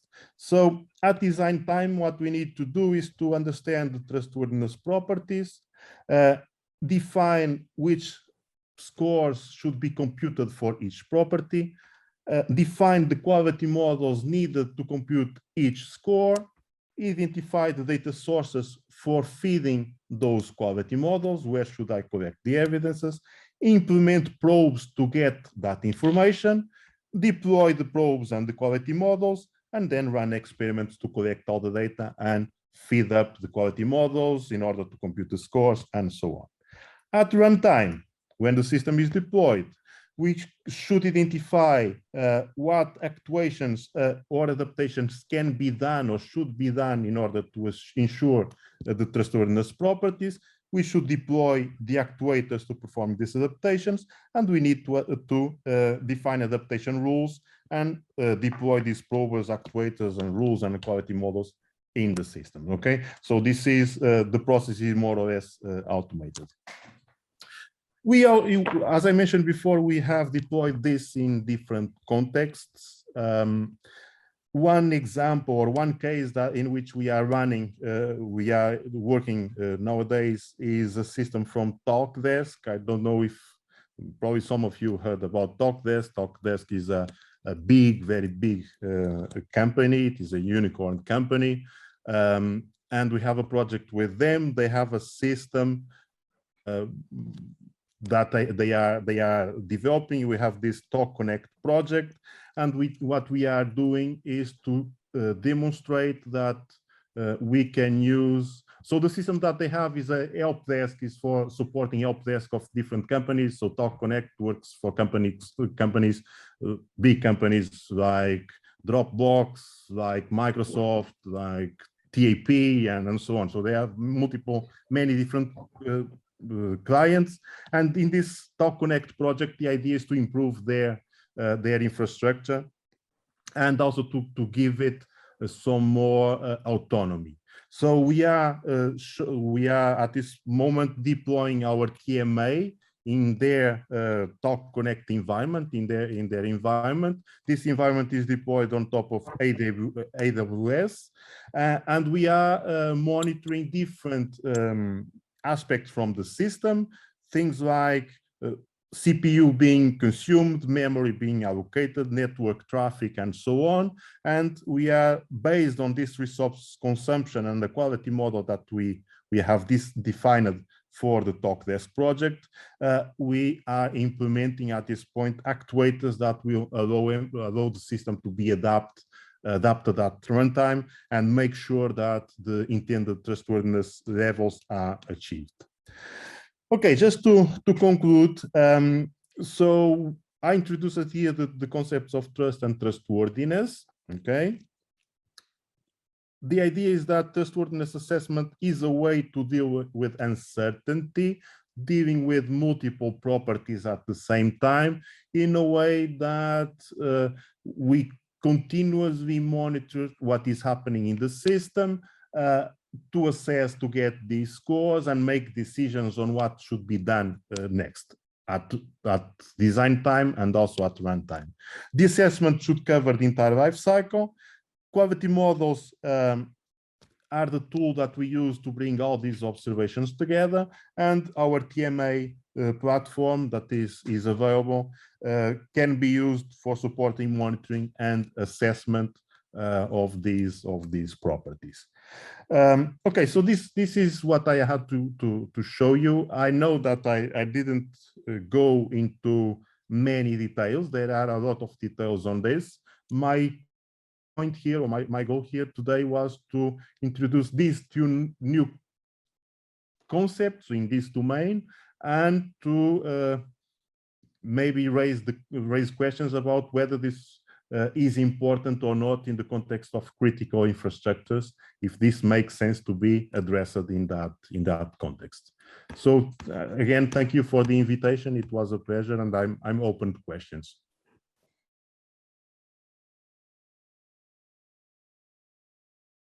My presentation is about something that does not exist yet, resilience benchmarks for critical infrastructure.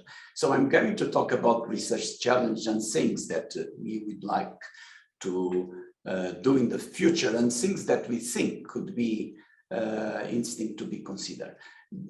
This word benchmark is important for what I'm going to talk about, maybe because this is an interdisciplinary project, and this is an interdisciplinary domain. Maybe for some of you this is a little bit new.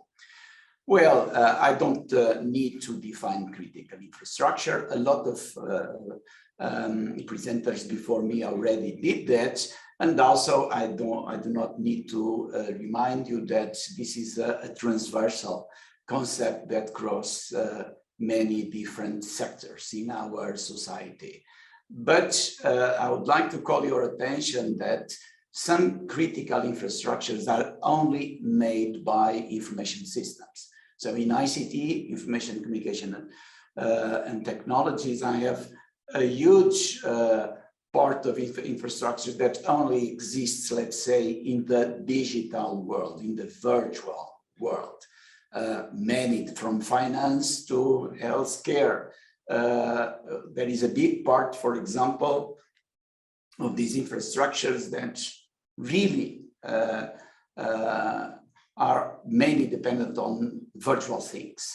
And as you know,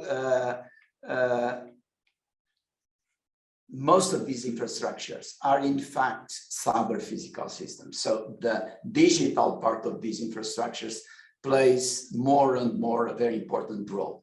So for example, in a hospital, if the information system of the hospital is down, basically the hospital stops. And this is the same for transportation, most of the transportation and something like this. This creates a big challenge. So protection of infrastructure is also to protect these systems.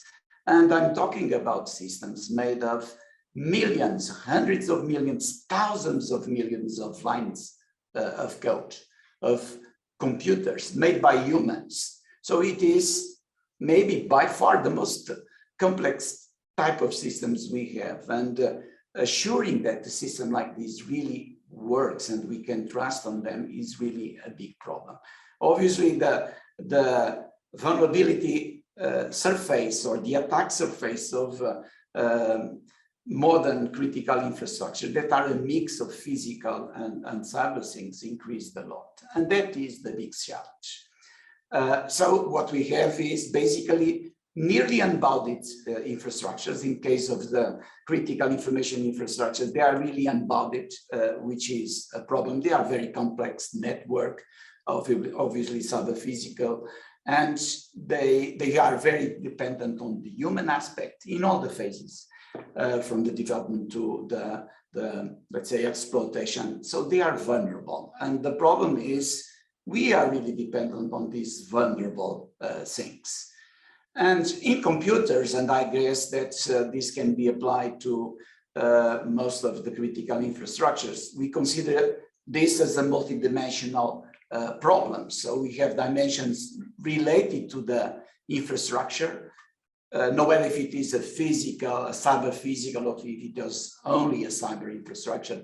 So we have dimensions such as the vulnerabilities of my infrastructure, the threats I have to consider, but also dimensions related to several factors, for example, technological factors, human and organization factors, and so on. So for example, if we want to consider resilience, basically this is the multi-dimensional domain that we need to consider. If we consider impact, then we can add the risk assessment and evaluation of risk. And this is, I guess, relatively common across to the different disciplines. So we can define resilience and risk, but from the previous presentation, I don't think I need to spend time on this. But it is very important for the rest of my talk that one thing is to talk about risks and another thing is to talk about resilience. And I'm going to focus much more on resilience. So looking at critical infrastructures today, modern critical infrastructures that include a big part of cyber or the whole part of cyber, we have two big problems. One is how to protect. And here I would say it is a classical problem. This is not the topic of my talk. Okay, we had a lot of things before having accidents, preventions, preparedness. We have response to in the accidents. We have issues to deal with in post-accidents, but I'm not talking about this problem. I'd like to address another problem that is at least as difficult. How can I be sure that a given critical infrastructure is really protected? Or in other words, if I change something in my infrastructure, for example, if I try to improve something, how can I be sure that I'm really improving and I'm getting a critical infrastructure that is more protected? And obviously, again, I need this domain, and this is a very complex thing. If I consider the physical part of the infrastructure, and if I consider the infrastructure as a whole, because most of them today, as I already mentioned, are totally embedded in the digital part of the infrastructure, this is a very complex problem. And I have many ways to deal with this. And one way that I would like to propose is to simplify a great deal the problem and use the concept of resilience benchmarking, which is a concept, at least in the way I'm going to present, that came in computers, and I believe that could be applied with some advantage, or obviously with some difficulties as well, to the critical infrastructure world. So before getting to benchmark, or maybe the best way to explain benchmark is to tell you that we are flooded in words that means different things. And if we are interested in measuring, assessing, and benchmark, they belong to the same family, but they are different. Measuring is what you already know, is taking some quantitative measurement about something. This is the world that we know relatively well. So we have to deal, when we measure multiple times, we have to deal with the distribution of the measurement of the data, uncertainty, confidence intervals, and things like that. We use a lot measuring in physical world, and again, also in the digital world. Another thing is assessing. And assessing is, in general, a qualitative way. And very often when we want to evaluate computers and also physical world, we use the word assessing, and we use this notion of qualitative evaluation. And the word benchmark, the focus is on comparison. So the issue is not measuring or assessing, let's say, in an absolute scale, to characterize a given measure, but the issue is to say A is better than B, or the system or my infrastructure now is more resilient than it was before. So A compared to B. And comparing introduced some difficulties in the measurement, because I need comparing a fair way, in a way that could be comparable, but introduce the possibility of huge simplifications, because I'm not anymore measuring in an absolute scale. And this is a key point for the simplification I want to introduce or to propose. Benchmarks exist a lot in many, many domains. For example, this is a ordinary life, a daily life example. I have benchmarks for vehicles, for cars, which are a very complex system. A car is a complex. The engine of a car is very complex. The driver is a human, it's very complex. Driving a car in a road is very complex. So trying to measure fuel consumption and expressing this measure is very difficult, but we have benchmarks that express that. So we have things for years that measure the average consumption of a car. This is the example of the benchmark in 3 cycles, 3 driving cycles, in urban mode, in extra-urban, or in a combined way. So this is basically the result of an agreement or a kind of a contract among car makers, car vendors, authorities that agree that a good way to compare cars from the fuel consumption point of view is this, and they define these driving cycles. And since all the stakeholders agree, this is the measure. And this had a huge impact on the automotive industry. These things started in the 70s, 1970s, after the big crisis of gas at the time. And this basically was used as a tool to speed up competition between car makers, because people, the customers, the buyers, the drivers, start having a tool, a very simple tool, easy to use, easy to understand, to compare cars. This car is better than the other car from the point of view of consumption. And in this way, let's say, make a kind of a big abstraction of the entire complexity of the car engine, all the different styles of driving. And with this very simple benchmark, I gained a tool. And the important thing is that this type of benchmarking introduced progress. The cars became better from the point of view of consumption, because this feature of the cars became very visible and easily visible. So this is the key idea of benchmarking. And we have this in computers already, in the computer business. So at least for critical information infrastructures, I'm pretty sure that this idea of benchmarking will work.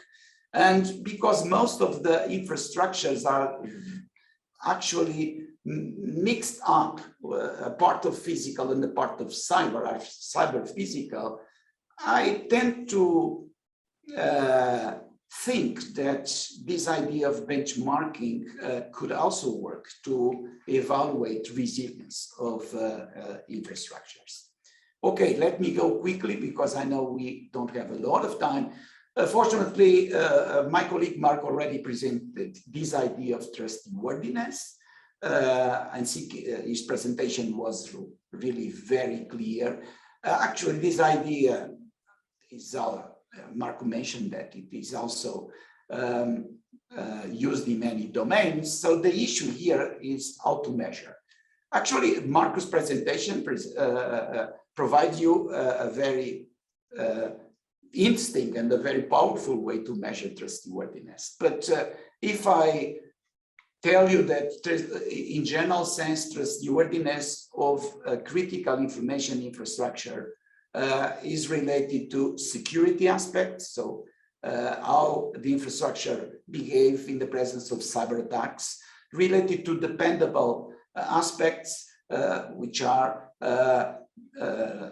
related to faults in the systems, software faults. Remember, billions of lines of code, they have software bugs there, or hardware faults, or related to the way the critical information infrastructure reacts to changes. So I have measurement approaches and different metrics for this type of things. But this is a very complex world, especially if I take it from a bottom-up perspective, from a very detailed perspective, because I have a lot of different entities or animals. One thing are cyber attacks, another thing are operational faults that happen in the systems, and another things are the changes and the way systems adapt to changes. So even today, it's very difficult to measure accurately trustworthiness of computer systems and consequently to critical information infrastructures. And it is maybe even more difficult to measure this when I take into account security attacks. So this is a difficult thing. And our proposal here is let's do a kind of same thing that benchmark did, because they make things in a different way. Instead of going from bottom and compute the measure until the top, they do a totally different approach. They go from a top-down approach, highly level of abstraction, and decide some measures that are not perfect, are made for comparison, but can instill progress. So that is the idea. So computer benchmarks exist already.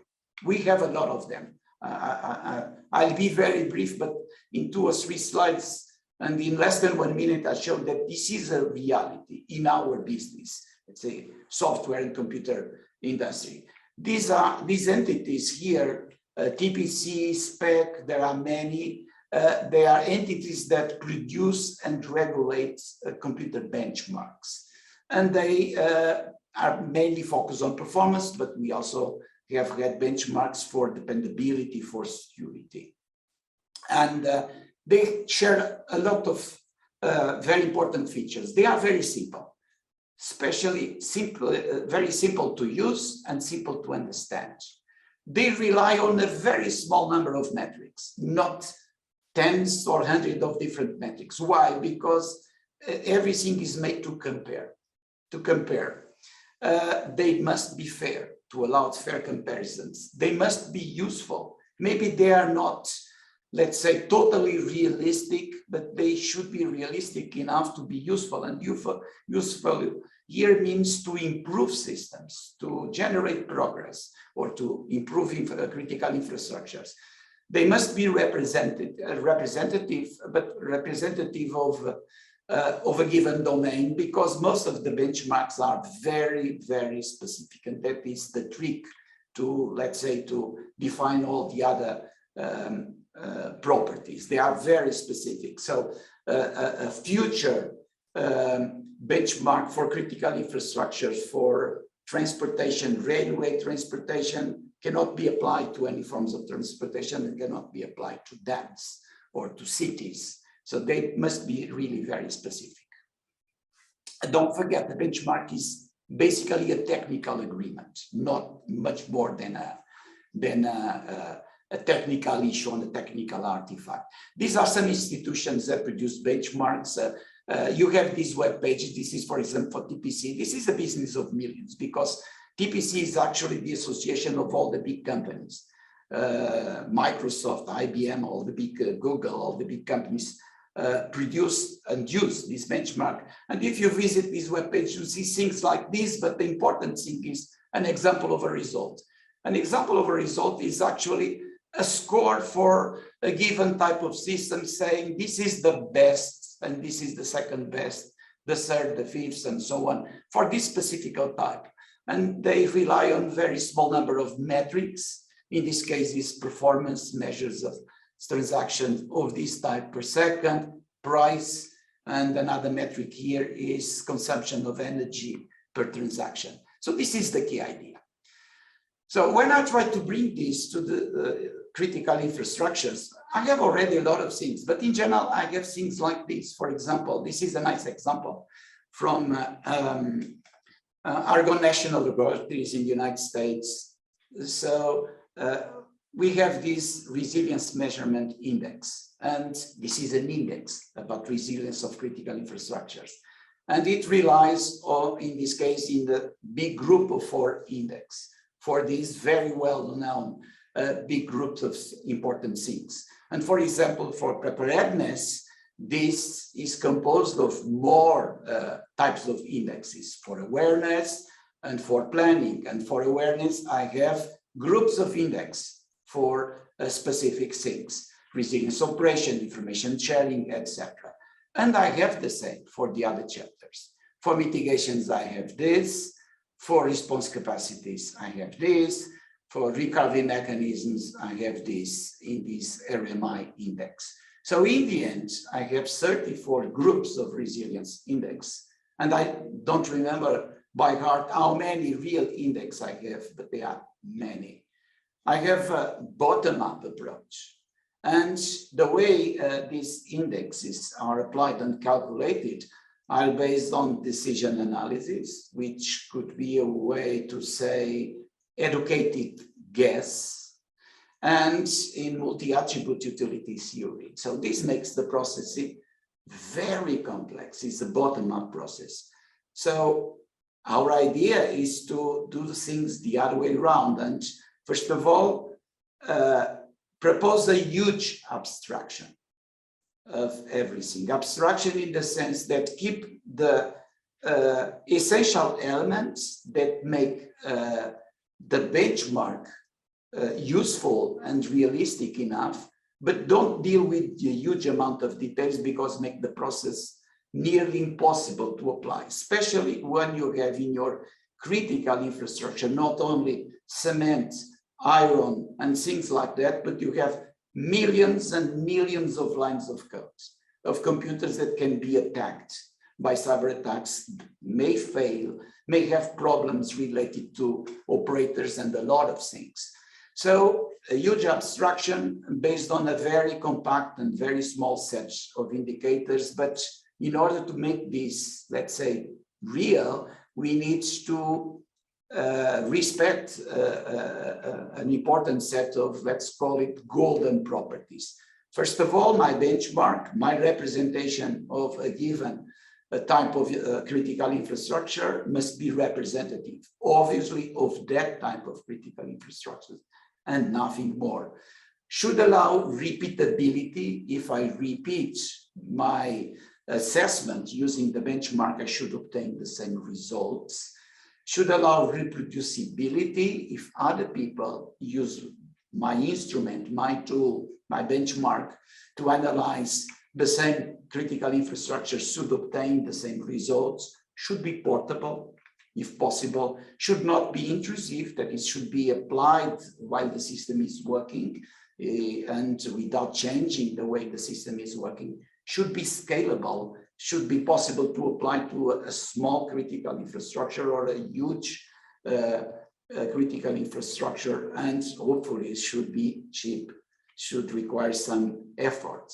And obviously, this type of benchmarks do not exist yet, but as any other benchmarks, we start from the end. This is really a top-down approach. So, and starting from the end is saying, I want these metrics, these measurements. So I'd like to have a single infrastructure resilience indicator that I could use, for example, even in a critical information infrastructure, a single indicator. And why? Because with a single indicator, I can compare easily. And obviously, this should be easily understood by the stakeholders, by critical infrastructure manager, by policy makers, regulators, and importantly, by public in general.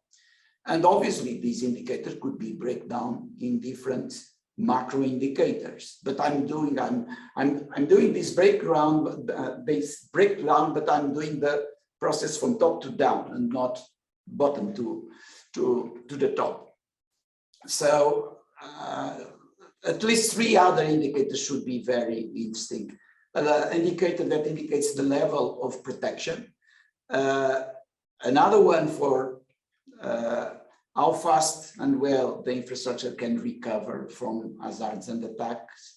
And a very important one that is pretty inspired on computer benchmarks, indicator of protection cost. You can do marvels if you have a, let's say, unlimited budget, but in reality, we don't have unlimited budget. So it is important to improve your protection within some cost. So this is the proposal, and this is the kind of things that we'd like to try.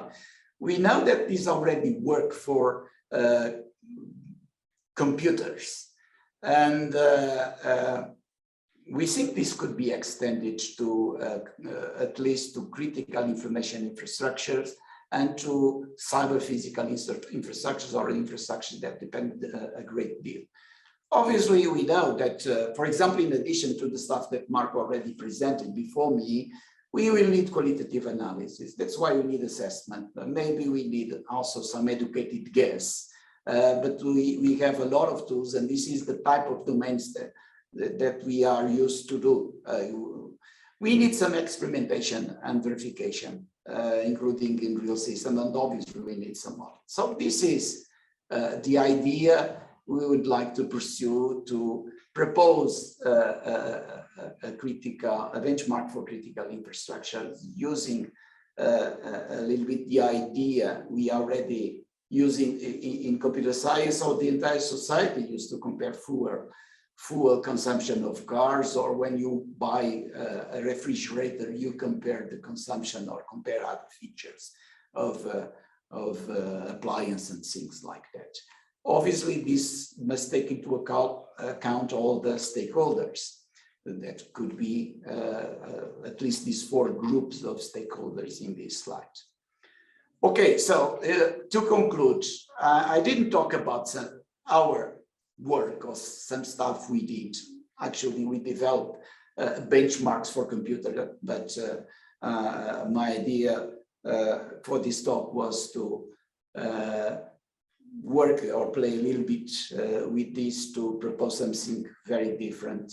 And benchmarks could be a solution to the huge complexity we have in the critical infrastructure to assess, to measure, or why not to benchmarks.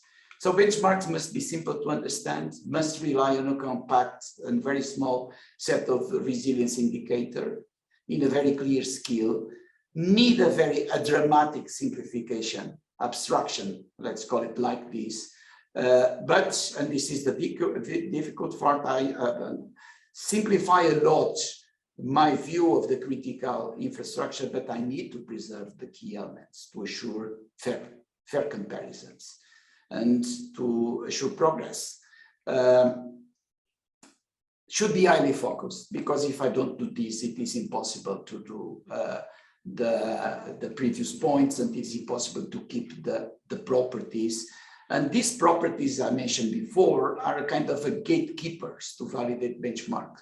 If I can prove that my benchmark for critical infrastructures really respect this set of properties I mentioned, representativeness, repeatability, reproducibility, scalability, these kind of things, if I can prove that these properties are there, and then I can say that my benchmark is valid. So the big question is it possible to build a benchmark for a critical infrastructure? So that is the question I leave to you. Thank you. That's what I would like to share with you.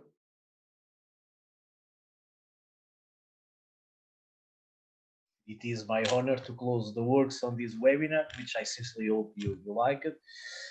This is the first occasion on which we made known the InfraCrit consortium, and in particular the SIGPIC platform